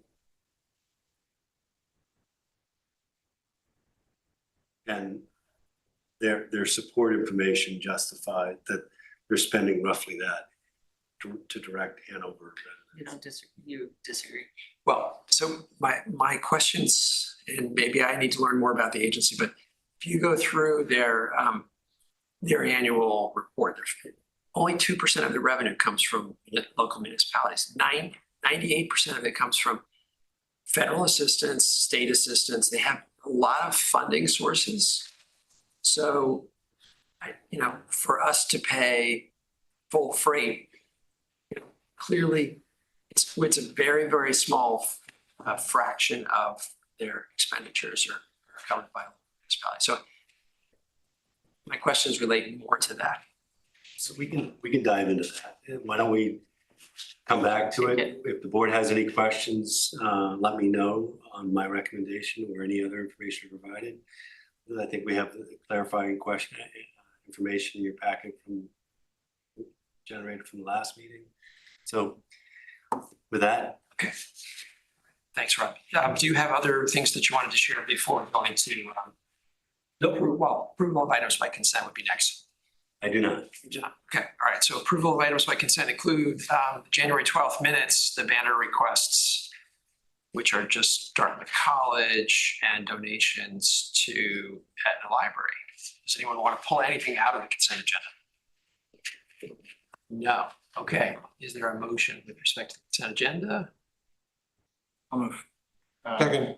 To approve the consent agenda. Okay. Second. Yes. All right. All those in any discussion? No. All those in favor? Aye. Aye. Okay. And donations, Alphys? I'm sorry. No. It's okay. Yes, absolutely. To the Etna Library, Gail and John Wasson, $95. Peter Spiegel, $500. The Byrne Foundation, $4,000. Thank you very much, everybody. These are wonderful. Thank you, Alphys. Committee reports. We'll start with you, Alphys. Jared? No. Okay. Yes, John. You're in your notes. I mean, I'll give you my freehand notes. Gonna look at my notes for a second. I did not attend the sustainability meeting last week. I did go to the library facilities meeting. Sean was there. It was a really good discussion. It was kind of reviewing the CIPC or this capital improvements program items. It's a work in progress. It's not, they're not accounting for some things. They're overpricing other things. So we gave feedback, and some of the things are, FY 50, like it's, so there's things that are coming up immediately, and they're talking about re-siding. The siding on the library needs to be replaced, and looking at doing it over the course of a number of years, looking at greater efficiency, dealing with water problems, and replacing windows.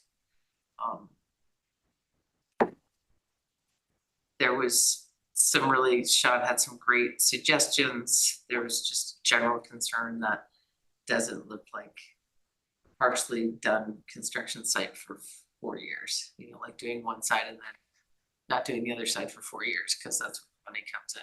And also concerned just about the aesthetic, like going from wood to PVC siding and just making sure that we're respecting the architecture. So it was a really good discussion, and he's going to get samples for the facilities committee to review and comment on. And the library, the corporation said that they're happy to engage with their architects who are doing the space planning to provide kind of a professional review aesthetically to make sure that we're keeping in the character.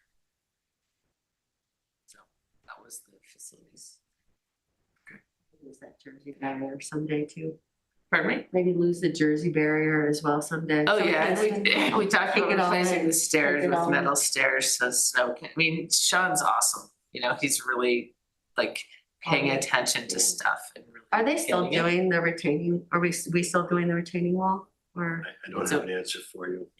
It needs to be done, but what they're talking about is instead of putting the stairs back in a concrete way, to actually use the metal graded stairways. So Yeah, the rather, so you don't have to close it. So you don't have to close it in the winter, so the snow can go down through. This was a how meeting. Yeah, how library. How facilities. Yep. Got it. Sorry. Yeah. So. CIPC met, it was primarily focused on fine tuning the report for the select board, so fairly administrative. I don't know, Jenny, do you want to add anything on that? I just think the big difference is in the past, the committee's really just looked in depth at like the next year. And now they're gonna look at 27, 28, 29. So the report will still cover the statutorily required 6 years. So the committee was looking more intensely at 3 years. So that's like a change in the process. It's worth noting. Any other committee reports? Like, well, the Conservation Commission met and they got a grant to work with Dartmouth on an ArcGIS project, which is pretty exciting, where they're gonna map things like unbroken forests and important tree stands and types of trees. And they have a committee member who's really experienced with that and can manage students doing that work, which is really exciting. They're, you know, as always, interested in DMAP and knotweed, salt, and current use. They had one question for you, Rob. They were wondering when we discussed the budget. I like kind of remembered it as a warrant article for the land coming in and out of. It is a warrant article, but there's two elements to the budget. One's their regular operating budget, that's just Yeah. by the planning department. And that's already been submitted. It was. Yeah, so that was the first Yeah. part. And then So you can send the that. current use tax change, which is actually for land acquisition and land protection, Yeah, is a year in arrears current use tax penalty, 50% of it. So we're forecasting, that's already been estimated and is in, I think it's already been programmed in, but there will be two standalone warrant articles, money Yeah. to receive, money to put in the split, half to the Conservation Commission, half to the town. so refer them to the operating budget. And I don't know, is the. Alex should be able to provide it. Yeah, and then the land uses, I think they're wondering if there's like, do you guys do predictions of that? Because I think they were concerned that it's going down. Just because of the way land has been used, and they've been told they should be forecasting for less. That's what, so Yeah, they're the ones who suggested they should forecast for less. yeah, And right now we have lands in current use that are in zones that have minimum lot size of 50 acres and seasonal use. I know the planning board is being asked to consider changes to that. yeah, so who knows? So it would be increase, so it would go up, it would go up in fact. Potentially, Yeah, so there could be. You can significant- subdivide. yeah, potentially. And the holdings, we haven't seen a decrease. It sort of fluctuates. Yeah. But I think if you were to average it out, it's 20 to 25,000 a year. Yeah. Okay, cool. And the planning board was doing like some long range planning. So like Jen and Alex were proposing like things that could be looked at and revised. And potential like zoning amendments. Hanover Bike Walk, Caroline Riddish from Tool Design is coming back to discuss priorities for the Shared Streets Vision Plan. And then Sustainable Hanover was talking there. I think the big focus right now is like on a lot of the legislative stuff. Just like the same way. Oh, and the bike tax? Sustainable Hanover is really interested in SB 590. There's also like a bike registration fee that people are concerned about. Yeah. I'm not putting a sticker on any of my new bikes. No, you have to pay $50. $50 a bike. It'd I be know that, but It would be I'm not putting a sticker on it. $50 a year for each bike. But we can't raise the gasoline tax. And all the money goes to DOT. Yep, to manage the bike registration system. No, they're concerned about SB 590, which they would support, which would allow community power to have revolving funds. It would give them more discretion over how they run their budget. And there's a lot of other ones that kind of impact. This is a record year, right? 1,064 bills to consider. Yeah. So But so like read your whatever, Who News, or they'll put out the information that people need to know. I'm sure. There's two pieces of legislation that's trying to stop NHMA from doing their job, so. because it's electioneering, right? Or something insane. Lobbying, using taxpayer dollars to lobby. So